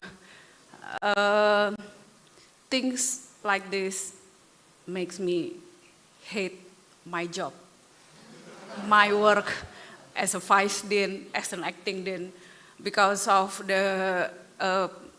because I have too many things to do and I cannot really attend the conference. I can only be here like an hour at the beginning, and then an hour in the middle, and now half an hour before closing of the session. And I envy you all. I can see how satisfied you are being part of this conference, from the title, from the questions, from the presentation. I can feel that we are really part of something very important. Now I know I have to deliver my closing speech, but I'm really tempting to talk something about cultural diplomacy. Can I? Do I have time? Yeah. So just allow me just a little bit. I think in this very globalized world, where we are really connected to one another, where there is no border between us. You see, in this conference, we have like 100 of participants, and we have participants from all over the world. Okay, not 200 something states, but all over the world. We have also speakers from all over the world.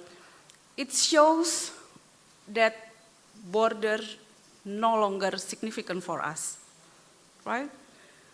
And with us, with our move in this globalized world, idea, norms, values, anything move so easily. We are connected so easily. So each of us is actually a diplomat. So in this globalized world, I think cultural diplomacy is not an option. It is something that is inevitable. It is something that unavoidable. It is part of our day-to-day activities. It is part of our minute by minute, whatever we speak whatever we speak at the moment. Like, I don't know, when I talk now, if it is a hybrid, then I don't know, whoever can hear me wherever they are. So we are talking about something that is not out of us. We are talking about something that is inside us, part of us now. Yeah, and the main thing is about how we are proud of our own identity, of how we are proud of who we are, our history, and our future. Then we can be the best of diplomat. We can be the best of person who deliver what is culture to us. Okay, back to my text, don't worry. More serious one. On behalf of the Faculty of Political and Social Sciences, so formal, right? Let me sincerely thank you for being part of the Indonesia International Conference on Cultural Diplomacy 2025. Thank you, and thank you. Without all of you being here, we won't be able to discuss all the things that Yere has just conclude so comprehensively and make me so envious for not being here. Over these 2 days, we have gathered more than 100 presenters and participants from Indonesia and colleagues joining us from Italy, Republic of Korea, San Marino, India, and Kenya. Unbelievable. Our speaker lineup was equally international with contribution from Singapore, Portugal, Australia, the United Arab Emirates, Germany, Kenya, and Ukraine. I report this very proudly to our rector. It is too bad you can be here yesterday. This is really an international forum, and you have to be very proud. I told to Pak Rector yesterday. That mix alone already tells a story about how culture and diplomacy now moves through many channels, not just formal ones. Move through our mouths, move through our mind, move through our action. No longer we are talking about official channel. Allow me to underline just a few directions that seem especially promising going forward. Again, Yere has mentioned we won't stop here, we will move forward. So what are the opportunities? First, there is clearly room to deepen institutional cooperation between academics, policymakers, and our regional and international partners through joint research, capacity building, and policy work on cultural diplomacy.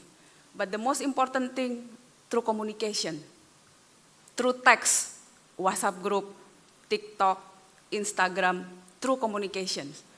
From small, unofficial, relaxed communication, we go towards a more formal cooperation. Second, this conference has reminded us how important it is to build platforms that connect state and society. Unfortunately, no matter how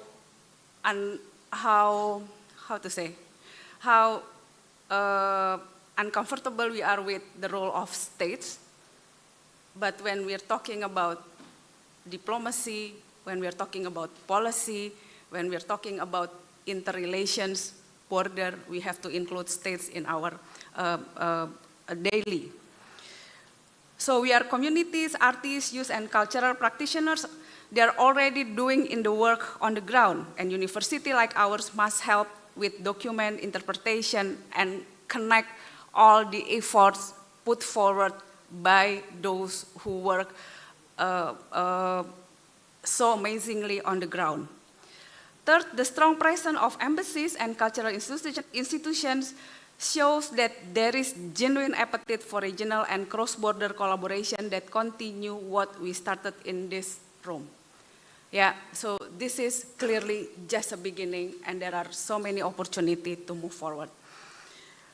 And at this moment, allow me with pride to record our gratitude to first the Ministry of Culture and the Republic of Indonesia, in particular the Directorate General of Cultural Diplomacy, Promotion and Cooperation for their trust and partnership.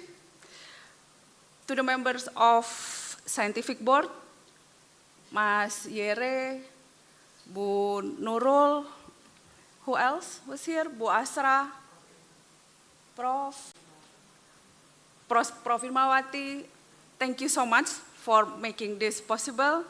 To our keynote speakers, moderators, panelists, and discussants, to embassies of friendly countries, cultural center, international organization, and finally, I really have to mention this, to all the students, lecturers, staff of Department of International Relations, FISIP UI, who work hardly behind all this preparation. So, big applause to everyone and to IR department. Yeah. So ladies and gentlemen, what we have built over those 2 days is not just a conference. It is the beginning of a network that we hope will last far beyond today, across institutions, disciplines, and borders.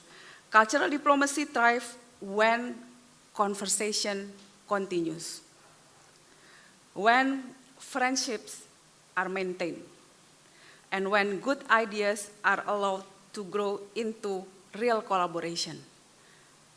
Conversation, friendship, good ideas. That's the keywords.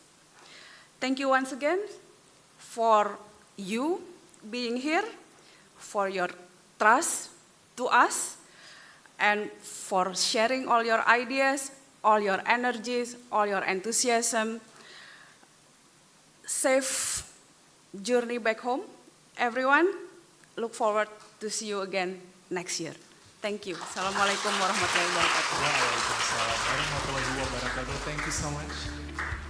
Maris, as our acting Dean of Faculty of Social and Political Sciences, Universitas Indonesia, ladies and gentlemen, we invite all of you now to gather on the center and the front of the floor to take a picture together. So I invite all of you to stand up and perhaps move a little bit to the center of the floor so we can take a group photo together. Once again, I encourage all of you to stand up and perhaps move a little bit to the front and center position of the floor so we can take a nice group picture together commemorating the end of the Indonesia International Conference on Cultural Diplomacy.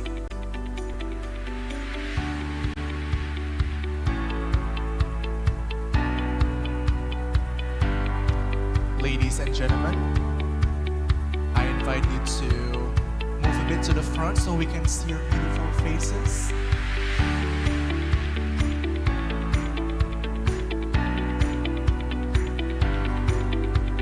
Let me help. To the people on the right side of the floor, can you guys perhaps move a little bit forward? Boleh maju ke depan sedikit supaya lebih terlihat di gambarnya. Okay, to the gentleman in the back, can we move a little bit forward, please, so that the picture is balanced left and right, because right now we are heavy on the left side. We would love for the pictures to be centered and everyone is visible.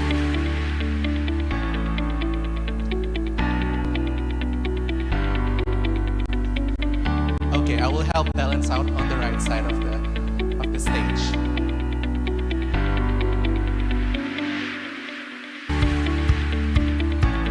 Everyone ready?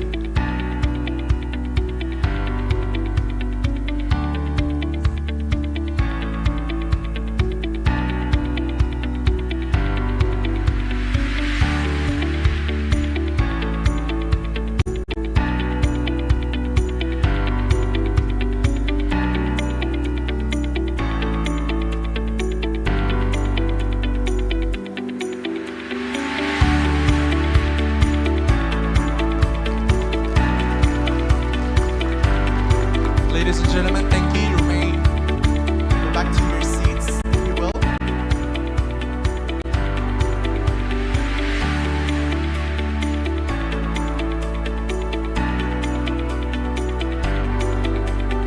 Ladies and gentlemen,